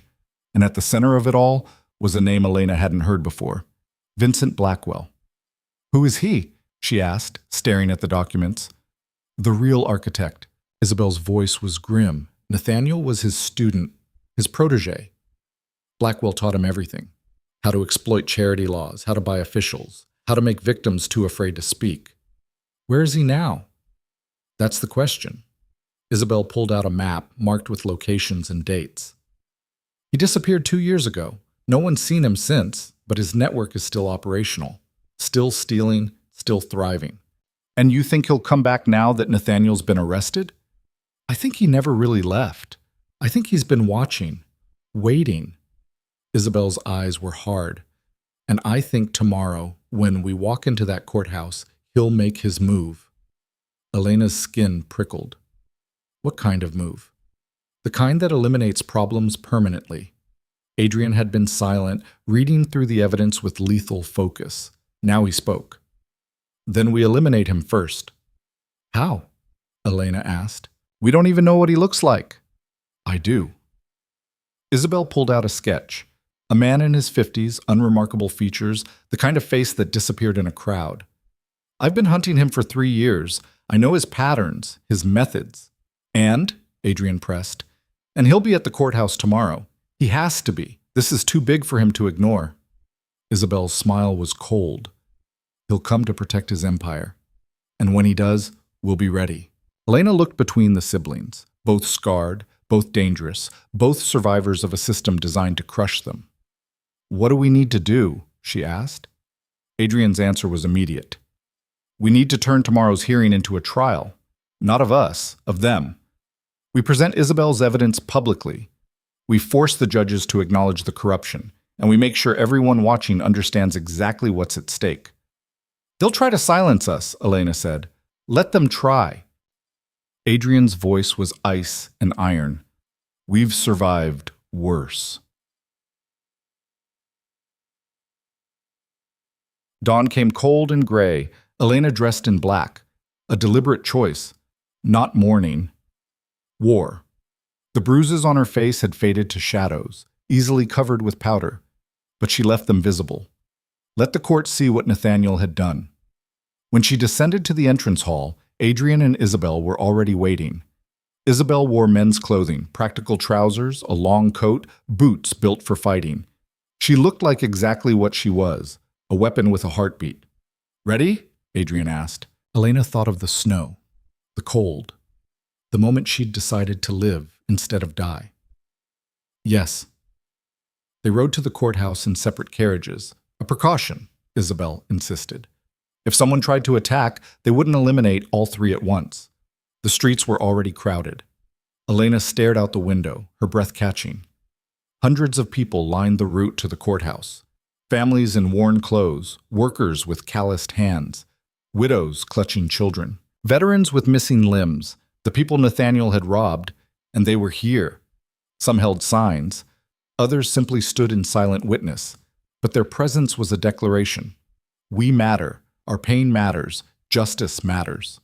When Elena's carriage stopped at the courthouse steps, a cheer rose from the crowd. She stepped out, and the sound intensified. These people didn't know her, but they knew what she represented. Someone who'd fought back. Someone who'd survived. Someone who refused to be silent. Adrian appeared at her side, offering his arm. "Quite an entrance." "I didn't do this. They did." "You gave them hope. That's more powerful than any weapon." They climbed the steps together, Isabel falling in behind them. The courthouse doors opened. Inside, the chamber was packed with nobility. The same people who'd been at the gala, now dressed in their finest, ready to watch the spectacle. But the public gallery was full too, standing room only. Faces Elena recognized from the coffee house, from the charity lists, from the streets. The common people had claimed their space. At the front of the chamber, 3 judges sat in high-backed chairs. Lord Chancellor Whitmore was in the center, a florid man in his 60s, his expression already hostile. To his left sat Magistrate Carrick, younger, sharper, watching Elena with predatory interest. The third judge was a woman Elena didn't recognize, older, severe, her eyes revealing nothing. "The accused will step forward," Whitmore announced. Adrian, Elena, and Isabel moved to the center of the chamber. "You are charged with defamation against Lord Nathaniel Ashford, conspiracy to defraud, and inciting public disorder. How do you plead?" "Not guilty," Adrian said clearly. Whitmore's smile was oily. "Of course you are, because you believe your status protects you, that you can make wild accusations without consequence." "They weren't wild accusations," Elena said. "They were documented facts." "Facts?" Carrick leaned forward.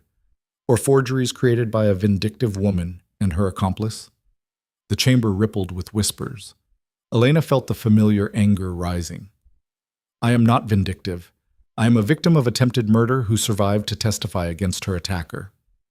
"So you claim," Whitmore said. "Yet we have testimony from Lord Ashford stating that you left his employment of your own volition after making threats against him." "That's a lie." "Is it?" "Because from where I sit, Duchess Cross, you appear to be a woman scorned who manipulated a powerful duke into waging war against an innocent man." "Innocent?" Elena's voice rang through the chamber. "Nathaniel Ashford confessed last night. In front of hundreds of witnesses, he admitted to attempted murder." "Words spoken under extreme duress," Whitmore countered, "extracted through public humiliation orchestrated by you and your husband. Such testimony is inadmissible." "Then let's discuss admissible evidence." Isabel stepped forward, pulling out her documents. "I have 5 years of financial records proving systematic fraud. Bank statements showing money stolen from charity funds and deposited in accounts controlled by Nathaniel Ashford and his associates.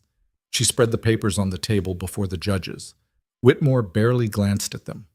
These could be forgeries. They're not. Each one can be verified through the Royal Treasury Archives. Isabel's smile was sharp.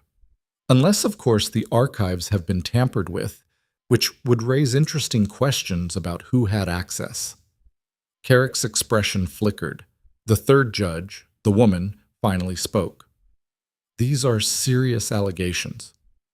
They are, Isabel agreed, which is why I'm prepared to testify under oath about every transaction, every account, every official who looked the other way while families starved. And who are you exactly? Whitmore demanded. Isabel Cross, sister to the Duke of Ravenmore, and the woman Nathaniel Ashford tried to murder 3 years ago. The chamber exploded. Whitmore slammed his gavel. Order, this is absurd. Isabel Cross died 3 years ago. We all attended her funeral. You attended the funeral of an empty coffin, Isabel said coldly. I survived.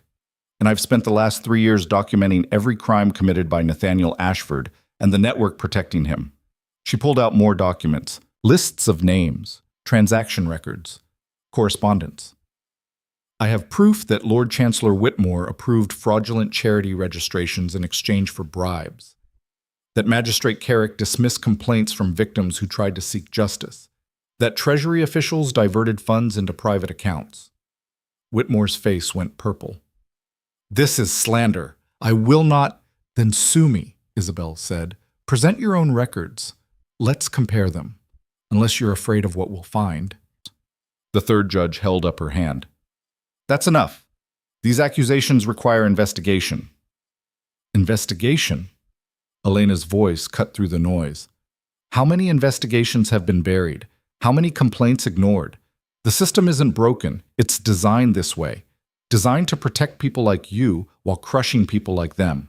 She gestured to the public gallery. Every eye in the chamber turned to the rows of common people standing in silent witness. Those are the families Nathaniel Ashford robbed, Elena continued. Those are the widows who lost their pensions. The veterans who were promised housing and received nothing. The children who starved while you, she pointed at Whitmore, approved another fraudulent fund. You have no proof, Whitmore snarled. We have testimony. Adrian pulled Thomas Merrick forward. From a man who worked inside the system and watched it rot from within.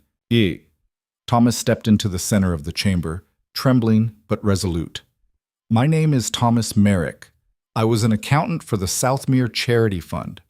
I was ordered by Nathaniel Ashford to falsify records, to lie to families about where their money went. And when I tried to report it, I was beaten and blacklisted. He pulled out his own documents, ledgers with alterations marked in red, letters from Nathaniel ordering specific frauds, internal memos discussing how to hide the theft. It's all here, Thomas said. Every lie, every stolen pound, every family destroyed. The third judge took the ledgers, reading carefully. For the first time, something shifted in her expression. These records match the official archives, she said slowly. Whitmore lunged for the papers. They've been tampered with. No, the judge's voice was steel. They haven't. I've reviewed the Southmere accounts myself. These match exactly. Carrick stood abruptly. This hearing is over. We require time to review. The people require justice, a voice called from the gallery. Elena turned. An older woman stood, the same one from the coffee house. Around her, others rose as well. We've waited long enough, the woman continued. We've been patient, we've followed the rules, and we've been robbed at every turn. No more delays, no more investigations that lead nowhere. We want justice now. The gallery erupted in agreement. Whitmore slammed his gavel frantically. Order! I will have order! But the chamber was beyond his control. The common people in the gallery were chanting now, a single word repeated like a drumbeat. Justice, justice, justice. The third judge stood, her voice carrying over the noise. Silence! Gradually the chamber quieted. She looked at Whitmore and Carrick. We have a choice. We can continue to deny what everyone in this room can see. Or we can acknowledge that these accusations require a full investigation with public oversight. You can't be serious, Whitmore hissed. I am. The judge turned to Elena. Duchess Cross, you've made extraordinary claims backed by substantial evidence. The court will review all documents presented today. If your evidence holds, there will be consequences for everyone involved. It wasn't everything Elena wanted, but it was something, a crack in the wall. And Nathaniel Ashford, she asked, will remain in custody pending trial, a real trial, with public testimony. Elena felt something loosen in her chest. Not victory, not yet, but movement, progress, the beginning of justice. Whitmore stood, furious. This is unprecedented. So is systematic theft from charitable funds, the judge said coldly. Court is adjourned. We reconvene in 3 days. The gavel fell. The chamber erupted again, this time with cheers from the gallery. As Elena turned to leave, people pressed forward, reaching out to touch her hand, to thank her, to tell her their stories. My husband's pension, my children were promised food. They said there was no money, but now we know. Elena listened to each one, her throat tight with emotion. These were the people she'd fought for, and for the first time, they were being heard. Outside the courthouse, the crowd had swelled to hundreds. When Elena emerged with Adrian and Isabel, a roar went up. Someone started singing, an old workers' song about rising from oppression. Others joined in. And there, in the cold morning air, surrounded by people who'd been invisible for too long, Elena finally understood what she'd become. Not a victim, not a duchess. A voice for those who'd been silenced. Adrian took her hand. You did this. We did this. No. His expression was fierce with pride. This was you. You refused to stay buried. You refused to be silent. You changed everything. Isabel appeared on her other side.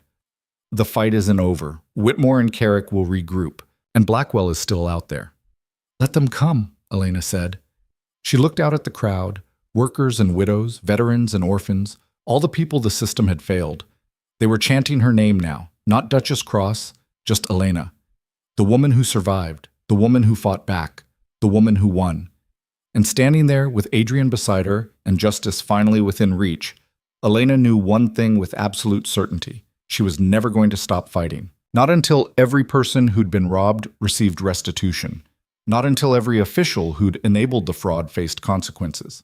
Not until the system that had tried to destroy her was torn down and rebuilt into something worthy of the people it was supposed to serve. The war wasn't over, but for the first time, they were winning. The 3 days before the trial resumed felt like holding breath underwater. Elena spent them in a whirlwind of preparation, meeting with families who'd been robbed, coordinating testimonies with Lady Harrow, and working with Isabel to organize evidence into an unassailable narrative. Every document was verified 3 times.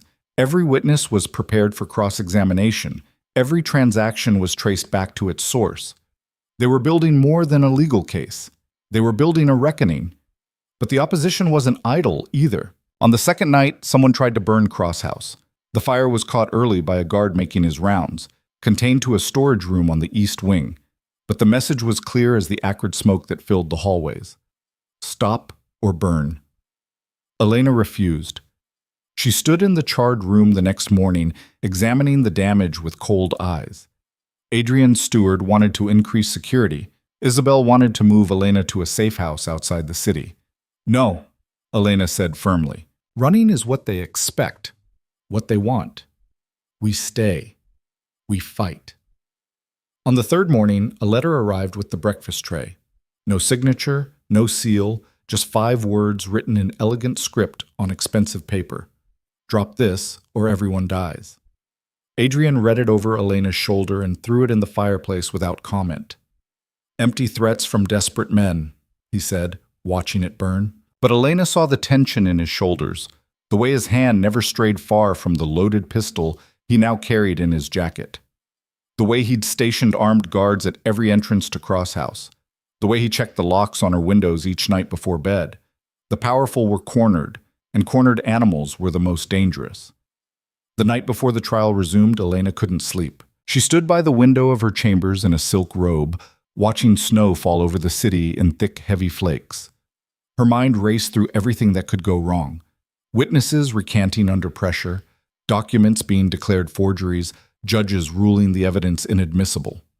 A soft knock startled her from her thoughts. Isabel entered without waiting for permission, carrying 2 crystal glasses and a bottle of deep red wine.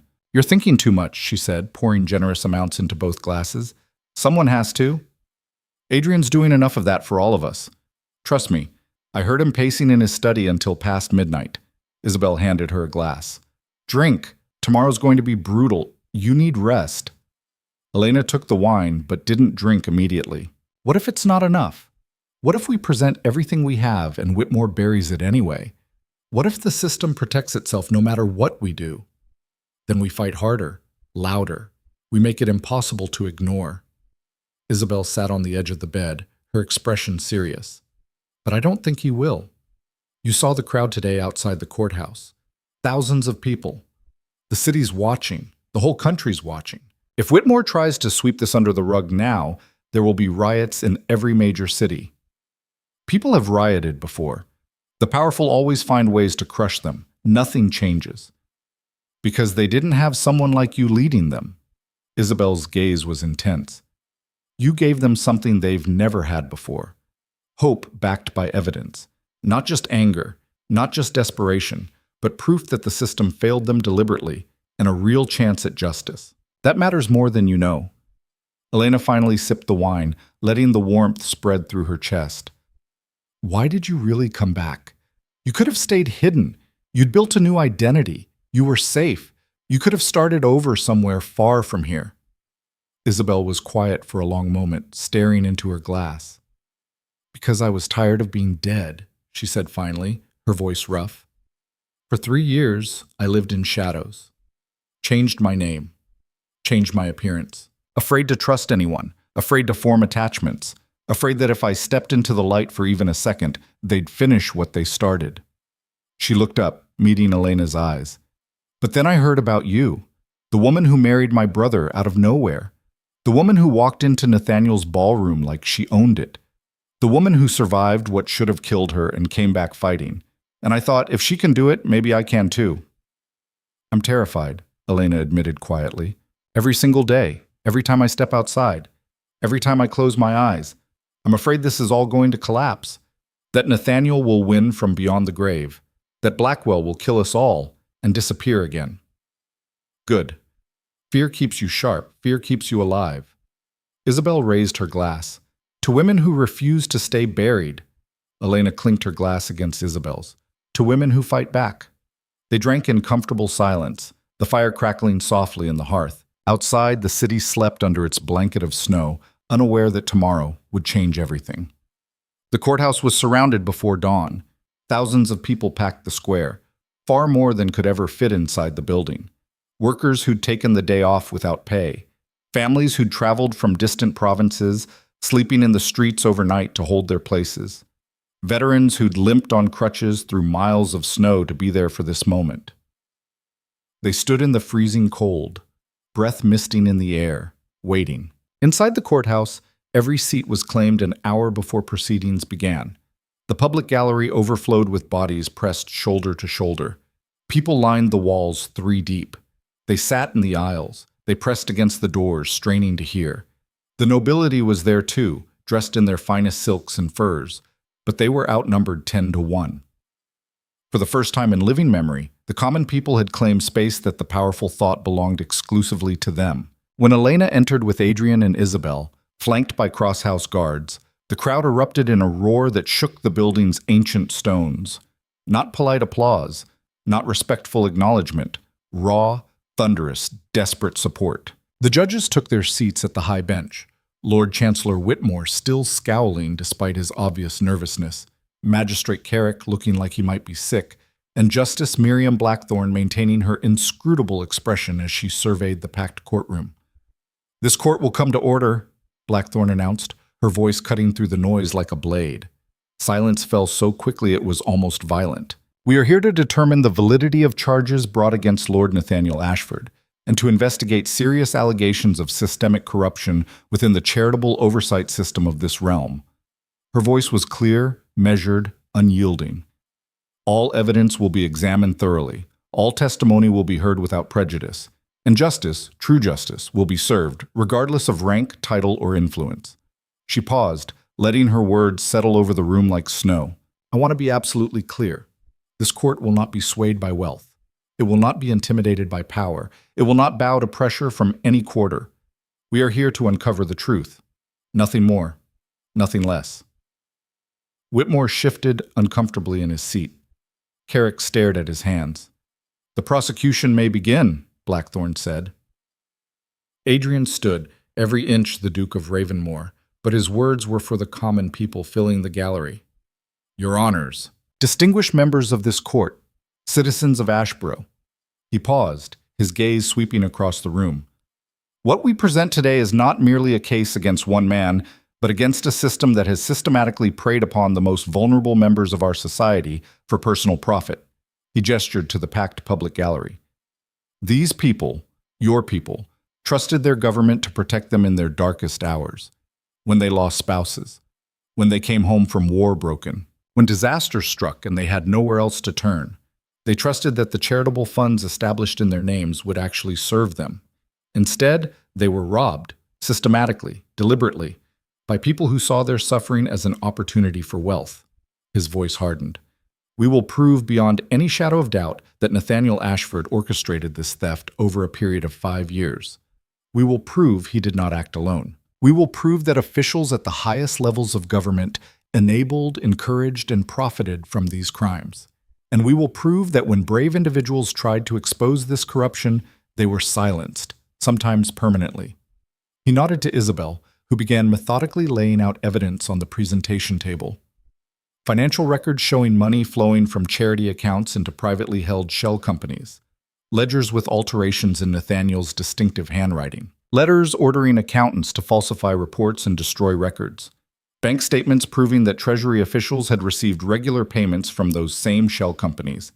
Each piece of evidence was presented with meticulous care, given a number, entered into the record. The process took hours. But no one left. No one even shifted in their seats. They watched in silence as the scope of the conspiracy was revealed, piece by damning piece. Then the witnesses began. Thomas Merrick testified first, his voice steady, despite his trembling hands. He detailed 5 years of working inside the corrupt system, how Nathaniel had pressured him to commit fraud, how he'd been threatened with violence when he expressed doubts, how the entire apparatus was designed to steal from the desperate while maintaining a facade of charity. I was told to keep quiet or lose everything, Thomas said, his voice breaking. My job, my reputation, my family's safety, my life. So I stayed silent, and I've regretted it every single day since. Every night I think about the families I helped steal from, the children who went hungry because I was too afraid to speak. That guilt will follow me to my grave. He looked directly at the public gallery. But I'm speaking now, and I'm willing to face whatever consequences come from that, because staying silent was worse than any punishment they could give me. Next came a widow named Margaret Sterling, her weathered hands clutching a worn photograph of a man in military uniform. She'd lost her husband in the northern campaigns and been promised a pension from the Veterans Trust, a fund Nathaniel personally controlled. They told me the money was delayed, she said, her voice quavering but determined. Month after month, they said it was coming. Then they said the fund had run out of money entirely. I believed them. I had no reason not to. These were official government representatives. So I sold everything I owned to feed my 3 children. Our home, my mother's jewelry, my wedding ring, the last thing I had from my husband. Tears streamed down her face, but she didn't wipe them away. I sold the ring for £8. £8. And now I learned that my pension money was there all along, that it was stolen while my babies went hungry, while we lived in a single room, while my youngest got sick because we couldn't afford proper food or heat. Her voice rose, filled with righteous anger. My husband died serving this country, and this country thanked him by stealing from his family. How is that justice? How is that honor? One by one, the victims testified. A decorated veteran who'd been promised housing assistance and instead lived in the streets for 2 years, his missing leg making it impossible to work. An orphanage director who'd watched children sleep 4 to a bed in the freezing cold because promised expansion funds never materialized, while Nathaniel bought his 4th country estate. A teacher whose school for poor children had closed when their charitable grant vanished, leaving 50 students with no education and no prospects. A mother whose daughter died because they couldn't afford medicine that would have cost less than Nathaniel spent on a single suit. Each story was a dagger to the heart. Each testimony built an undeniable pattern of calculated cruelty. By midday, even Lord Chancellor Whitmore couldn't maintain his bluster. His face was red, whether from shame or suppressed rage was unclear. "This is all very emotional," he said when the testimonies paused for a brief recess. "Tragic, certainly. But emotion is not evidence. We need concrete documentation, not tearful stories." "We have documentation," Isabel said coldly, her voice cutting across his dismissal. She pulled out a new file, one she'd been deliberately saving for this moment. Internal Treasury memos discussing specifically how to hide discrepancies in charitable accounts, how to delay audits, how to suppress complaints. Signed by you, Lord Chancellor. She spread the memos across the table, each one bearing Whitmore's official seal. Whitmore's face went from red to white in an instant. Those are taken completely out of context. Are they? Because they seem quite clear to me." Isabel read from the memos with clinical precision. "Delay the Southmere audit until after the election. Redirect citizen inquiries to subordinate offices where they can be properly managed. Ensure Ashford's continued cooperation is appropriately rewarded." She looked up, her expression merciless. "What context makes those statements acceptable, Lord Chancellor?" Whitmore sputtered, his mouth opening and closing, but no coherent response came. Justice Blackthorne leaned forward, her voice sharp. "Lord Chancellor Whitmore, did you or did you not sign documents specifically ordering the suppression and delay of investigations into charitable fund fraud?" It was standard administrative procedure. We couldn't investigate every... Answer the question with a yes or no." Whitmore's shoulders sagged, defeat written across his features. "Yes," he whispered. The chamber erupted in gasps and angry shouts. Blackthorne's gavel cracked like thunder against wood. "Order! I will have order in this courtroom." When the noise subsided, she turned her penetrating gaze to Magistrate Carrick, who seemed to be trying to disappear into his seat. "Magistrate Carrick, we have records showing you personally dismissed 17 separate complaints against Ashford's charitable funds over a 3-year period. Were you aware at the time that these complaints had substantial merit?" Carrick's face was the color of ash. I was informed by my superiors that they were frivolous complaints from..." "By which superiors?" By Lord Chancellor Whitmore." Whitmore shot to his feet, his chair scraping loudly.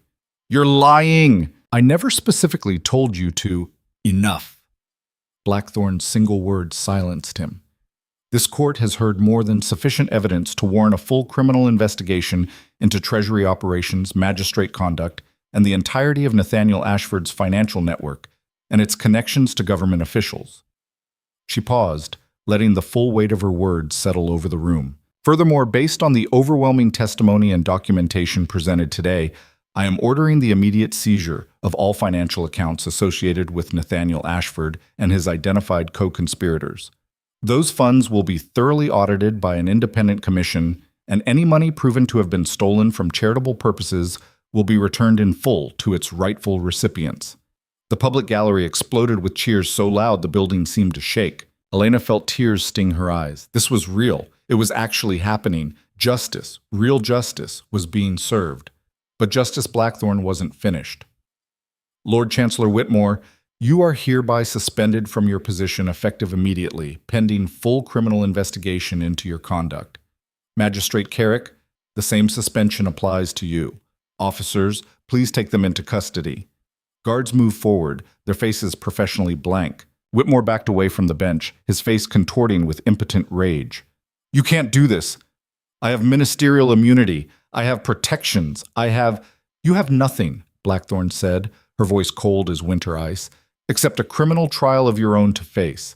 And I promise you, it will be thorough." As the guards led Whitmore and Carrick away, Whitmore still shouting about his rights and connections, Carrick simply weeping, Elena felt Adrian's hand find hers under the table and squeeze. They'd done it. Against every obstacle, every threat, every attempt to silence them, they'd actually won. But the victory felt incomplete, because Nathaniel Ashford still hadn't testified, and Vincent Blackwell, the architect of it all, was still missing. Nathaniel was brought into the courtroom during the afternoon session, flanked by 4 guards. He looked like a different man from the polished aristocrat who'd presided over elegant balls and charity galas. Prison had stripped away the carefully maintained veneer, revealing the frightened, diminished creature beneath. His expensive clothes were rumpled and stained. His face was unshaven, hollowed by stress and fear. His hands trembled constantly. Dark circles shadowed his eyes. When he saw Elena sitting at the prosecution table, something flickered across his expression. Not remorse, not guilt, pure, undiluted fear. "Mr. Ashford," Justice Blackthorne began, her voice formal, "you stand accused of systematic fraud, embezzlement of charitable funds, conspiracy to defraud, and attempted murder. How do you plead?" Nathaniel's lawyer, an expensive advocate named Thornbury, who'd arrived that morning, whispered urgently in his ear. "Not guilty," Nathaniel said, his voice barely audible even in the silent courtroom. Murmurs rippled through the chamber like wind through wheat. Elena stood slowly, her voice ringing clear. "Not guilty? After everything we've presented here today? After your own public confession at the Royal Gala witnessed by hundreds?" "That confession was coerced," Thornbury interjected smoothly. "My client was ambushed in a public setting, publicly humiliated before his peers, and emotionally manipulated into making rash statements under extreme psychological duress. Such testimony is clearly inadmissible under any reasonable legal standard." "He admitted to attempted murder," Adrian said, his voice cold and precise. "He admitted to nothing of substance. He made an emotional outburst in the heat of an extraordinarily stressful moment. Hardly admissible evidence in a criminal proceeding." Justice Blackthorne raised her hand, silencing the brewing argument. "The court will determine questions of admissibility. Mr. Ashford, you have the right to testify on your own behalf. Do you wish to exercise that right?" Thornbury started to object, clearly preferring his client stay silent, but Nathaniel shook his head. "Yes," he said, his voice gaining an edge of desperate strength. "Yes, I want to speak. I want to tell my side of this." He took the witness stand, his hands gripping the rail to stop their shaking. "I admit I made mistakes," he began, and Elena could hear him falling into his old patterns. The reasonable tone, the practiced vulnerability. "I trusted the wrong people. I signed documents I should have scrutinized more carefully. I delegated authority to subordinates who betrayed that trust.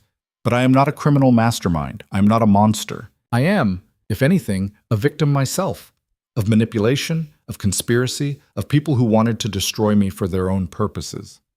He looked directly at Elena, his eyes pleading for understanding.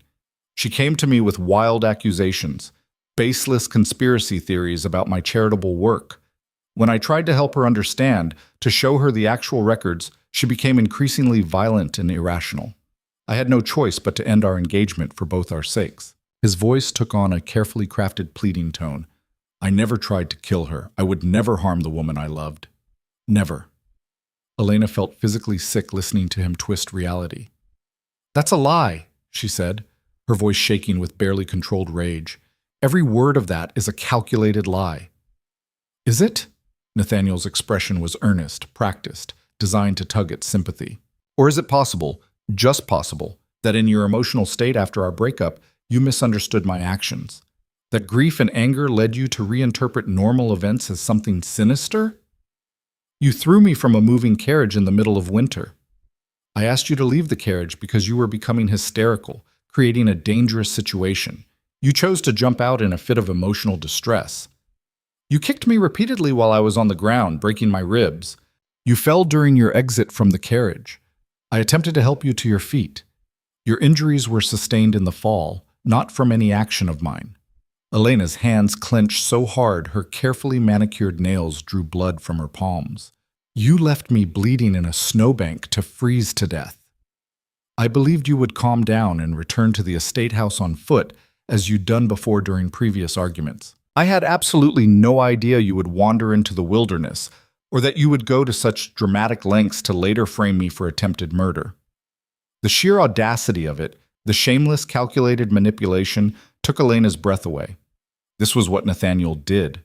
This was his true skill. Twisting truth and lies together until victims looked like villains and abusers appeared sympathetic. Making accusers into the accused, weaponizing reasonable doubt. But she wasn't alone this time, and she'd learned how to fight back. Isabel stood, her movements deliberately casual, her voice conversational.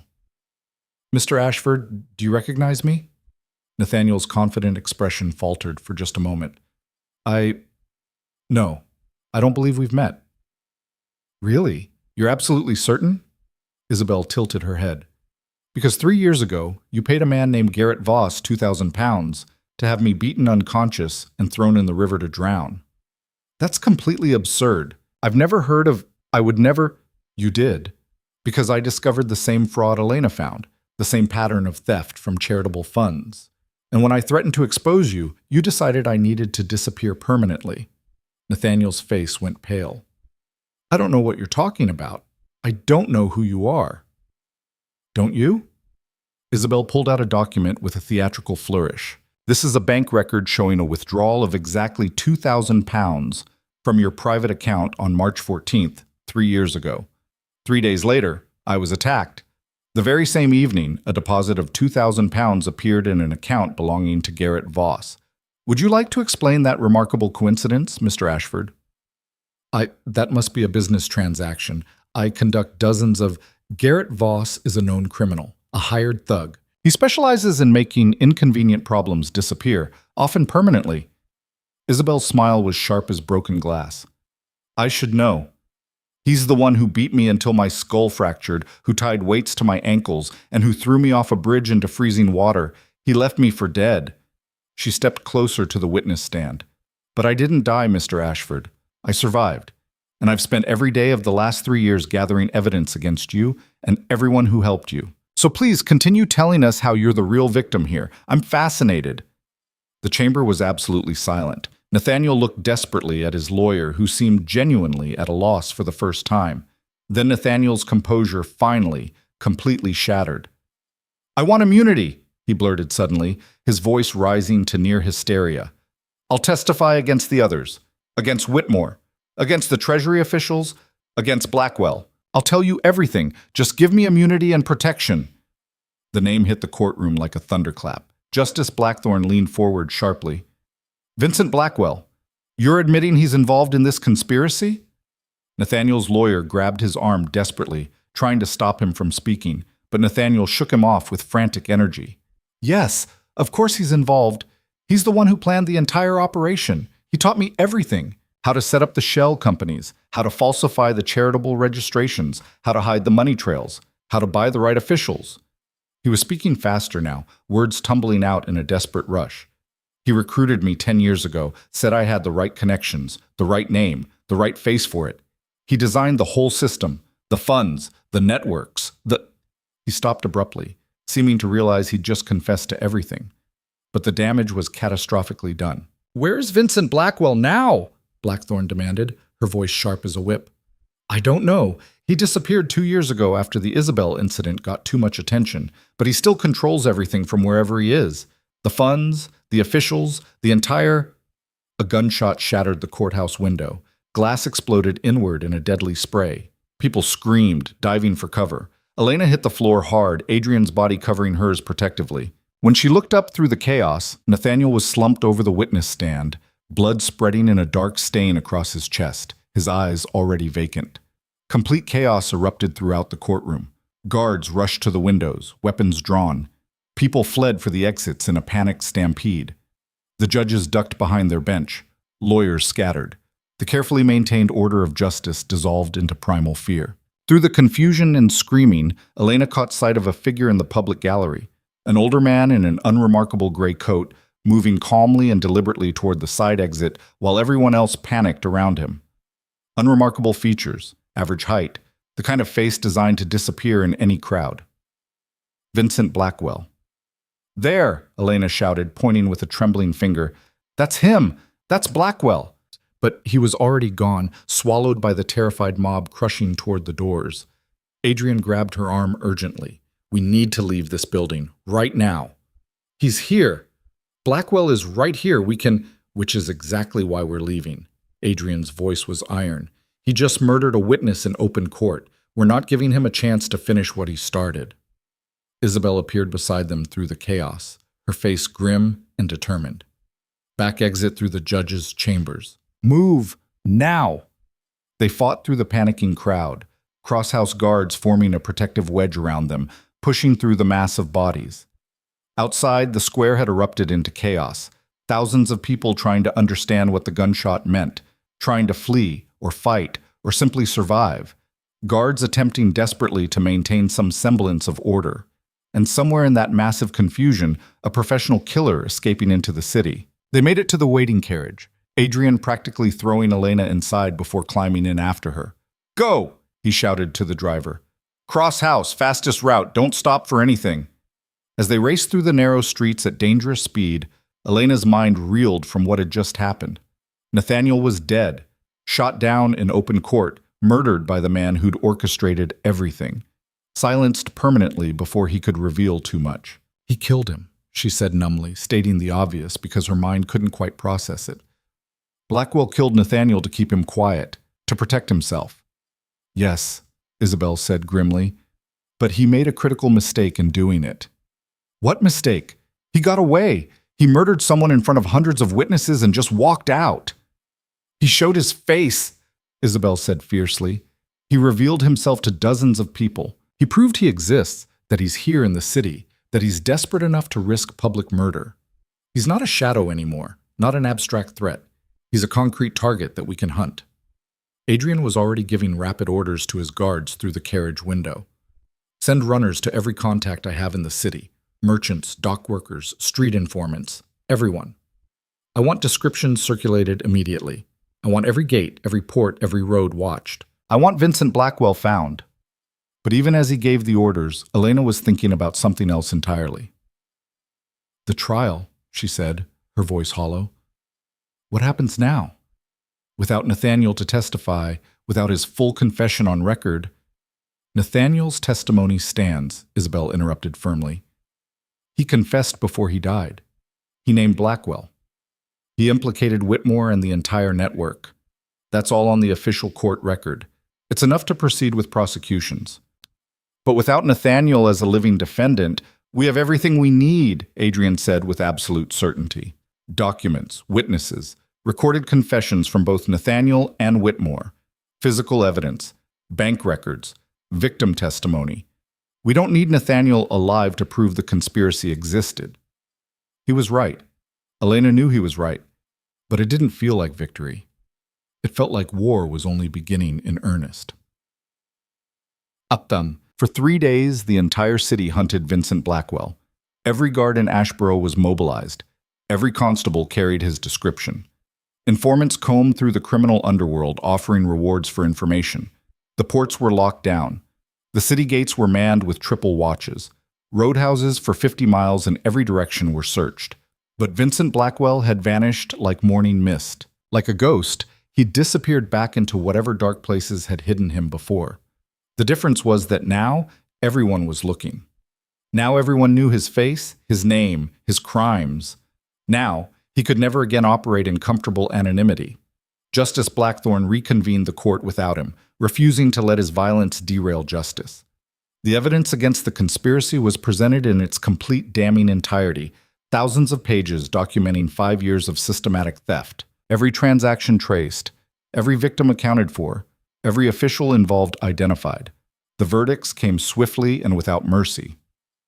Lord Chancellor Whitmore, guilty of corruption, conspiracy, dereliction of duty, and accessory to fraud, sentenced to 25 years imprisonment and permanent seizure of all assets. Magistrate Carrick, guilty of obstruction of justice, conspiracy, and accepting bribes, sentenced to 15 years and permanent disbarment. 12 other government officials were found guilty of various charges ranging from accepting bribes to actively participating in the fraud. And Nathaniel Ashford, though dead, was formally declared guilty in absentia of all charges.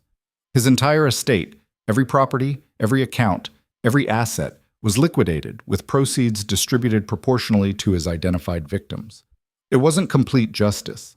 Blackwell was still free somewhere, still dangerous. But it was more than Elena had dared hope for 9 months ago, when she'd been dying in the snow with no hope and no future. On the courthouse steps after the final verdict, surrounded by thousands of people celebrating in the streets, Elena addressed the massive crowd that had gathered to hear her speak.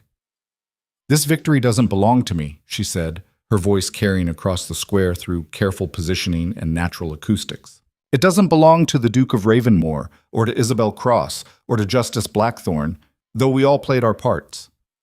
This victory belongs to you, to every single person who refused to stay silent, who refused to accept that justice was only for the powerful and wealthy, who demanded to be heard and seen and respected." Cheers rose like a wave. To the widows who fought for their pensions, to the veterans who demanded the housing they were promised, to the families who lost everything but never lost hope, to the brave individuals who testified despite threats and fear. You made this possible. Your courage, your persistence, your refusal to disappear, that's what changed everything. The crowd was chanting now, a rhythmic thunder. "Justice! Justice! Justice!" Elena let it wash over her for a moment before raising her hand for silence. "But our work isn't finished," she continued, her voice turning serious. "Vincent Blackwell is still out there somewhere, and as long as he remains free, the corrupt systems that enabled him remain a threat. We must stay vigilant. We must hold our leaders accountable at every level. We must never again allow the vulnerable to be preyed upon while the powerful look the other way or profit from suffering." The crowd roared its approval, fists raised in solidarity. As Elena stepped back from the edge of the platform, Adrian leaned close. "You're a natural leader, a voice people will follow. I'm just a survivor who got angry enough to fight back instead of disappear. That's exactly what makes you dangerous to the old power structures, and exactly what makes you valuable to everyone else." He smiled slightly. "Same thing, really." Lady Harrow appeared through the celebrating crowd, her elegant face warm with genuine emotion. "Well done, Duchess. Extraordinarily well done. I couldn't have accomplished any of this without your help, your evidence, your courage. We helped each other. We stood together when standing alone would have meant defeat." Lady Harrow glanced back at the courthouse, its steps packed with celebrating citizens. "What will you do now? You've won. You've changed the system. You could retire to a quiet life." Elena looked at the faces around her, people who'd lost so much but refused to lose hope, people who'd suffered but were beginning to heal, people who'd been invisible but were finally being seen. "I'm going to make absolutely certain this never happens again," she said with quiet determination. "I'm going to build something that protects people instead of preying on them." What? 6 months later, the Elena Cross Foundation opened its doors in what had once been Nathaniel Ashford's largest and most ostentatious estate. The building had been transformed. The grand ballroom where Nathaniel had entertained the wealthy elite was now a legal aid center offering free representation to victims of fraud and exploitation. The private dining rooms where he'd planned his schemes were converted into counseling spaces staffed by trained professionals. The ornate guest suites became temporary housing for families fleeing abuse or financial devastation. The wine cellar became a food pantry. The stables became a job training center teaching practical skills. Elena stood in the main entrance hall on opening day, watching families arrive, tentative and uncertain at first. Then with growing confidence as they realized this was real, this was for them, they were welcome here. "It's beautiful," Isabel said beside her, taking in the transformed space. Fitting that his monument to greed became a monument to actual charity. "It's necessary," Elena corrected gently. "Beautiful is secondary." Adrian approached from the legal aid wing, carrying a clipboard thick with applications. "We're already at capacity and we've only been open 3 hours. We'll need to expand the staffing immediately." "Then we expand," Elena smiled. "That's exactly what this place is for." A young woman approached hesitantly, a child clutching her skirts. "Excuse me, are you the Duchess?" Elena knelt to the child's level, making herself less intimidating. "I am. What's your name?" "Lily, and this is my daughter, Rose." "Beautiful names. How can we help you, Lily?" I was told you help people who've been cheated. My husband died last year. They promised me a pension, but it never came. I don't have anywhere else to turn." Her voice broke. I'm about to lose my home. Elena stood and took her hand gently. You've come to exactly the right place. Come with me. We'll review your case and we'll make sure you get what you're entitled to. As she led Lily toward the legal aid center, passing other families being helped, other stories being heard, other wrongs being addressed, Elena felt something shift inside her. This was why she'd survived. Not for revenge, though that had motivated her initially. Not even for justice, though that had driven her forward. But for this. For transformation. For turning her suffering into something that prevented others from suffering the same way. That evening, alone in their private chambers at Cross House, Elena stood by the familiar window watching the city lights emerge as darkness fell. Adrian joined her silently, handing her a glass of wine. Any regrets about how we got here? He asked quietly. Elena thought about the question seriously. She thought about the woman she'd been, naive, powerless, willing to accept whatever crumbs powerful men offered because she believed she had no choice. She thought about the frozen road, the killing cold, the darkness closing in, the moment she'd chosen survival over surrender. She thought about becoming someone she didn't recognize, harder, sharper, willing to manipulate and scheme and fight dirty because clean fighting got you buried. And she thought about the woman she was now, scarred but unbroken, dangerous when necessary, but using that danger to protect rather than destroy. None, she said finally, meaning it completely. Not a single one. Everything that happened, everything I became, everything we did, it was all necessary to get here, to build this, to change things. Adrian raised his glass in a quiet toast. To survival, then. To more than just survival. Elena clinked her glass gently against his. To building something worth surviving for. To making sure the next woman who faces what I faced doesn't have to face it alone. They drank as snow began to fall outside. Soft and gentle this time, beautiful instead of deadly, a blanket instead of a threat. That night, wrapped securely in Adrian's arms in the safety of their chambers, Elena finally allowed herself to truly rest. The fight wasn't over, and probably never would be entirely. Blackwell was still somewhere out there, hiding, but not forgotten. There were still corrupt systems to reform, still injustices to address, still battles to fight in courtrooms and council chambers and the court of public opinion. But tonight, she could rest, because she'd proven something fundamental and unshakable. The world had tried to bury her, to erase her, to reduce her to nothing. And instead, she'd risen stronger. Not just survived, but transformed completely. Not just escaped, but built something lasting and powerful from the ashes of her suffering. She'd become exactly what men like Nathaniel feared most. A woman who absolutely refused to disappear or be silenced, who turned trauma into strength, who made sure no one else would face alone what she'd faced. Years later, when historians wrote about the great corruption trials and the reforms they sparked, they would remember Justice Blackthorne's unwavering integrity and Adrian Cross's strategic brilliance in dismantling entrenched power. But they would remember Elena most of all, not as a duchess or a noble title, not as a victim who got lucky, but as the woman who'd been deliberately left to die in the frozen wilderness and had returned as justice incarnate. The woman who'd looked directly at a broken, corrupt system designed to crush people like her and had decided to break it right back, piece by calculated piece. The woman who proved beyond any doubt that power isn't given or inherited. It's taken by those brave enough and desperate enough to demand it. And on cold winter nights in years to come, when other women faced their own frozen roads and moments of absolute despair, they would remember her story. And they would choose to survive. They would choose to fight back with everything they had. They would choose to rise from whatever tried to bury them. Because Elena Cross had shown them the way forward. Not with inherited wealth or perfect circumstances or powerful allies appearing magically to save her, but with the simple, revolutionary, world-changing act of refusing to stay buried, of refusing to be silent, of refusing to accept that her suffering was inevitable or deserved or permanent. And that choice, that fundamental refusal to disappear, had changed absolutely everything. For her, for the people she'd helped, for the broken system she'd forced to change, for every person who would come after, walking a slightly easier path because she'd fought to clear it. The snow continued falling gently outside, covering the city in clean white. And Elena Cross, survivor and fighter and builder of better futures, finally slept in peace.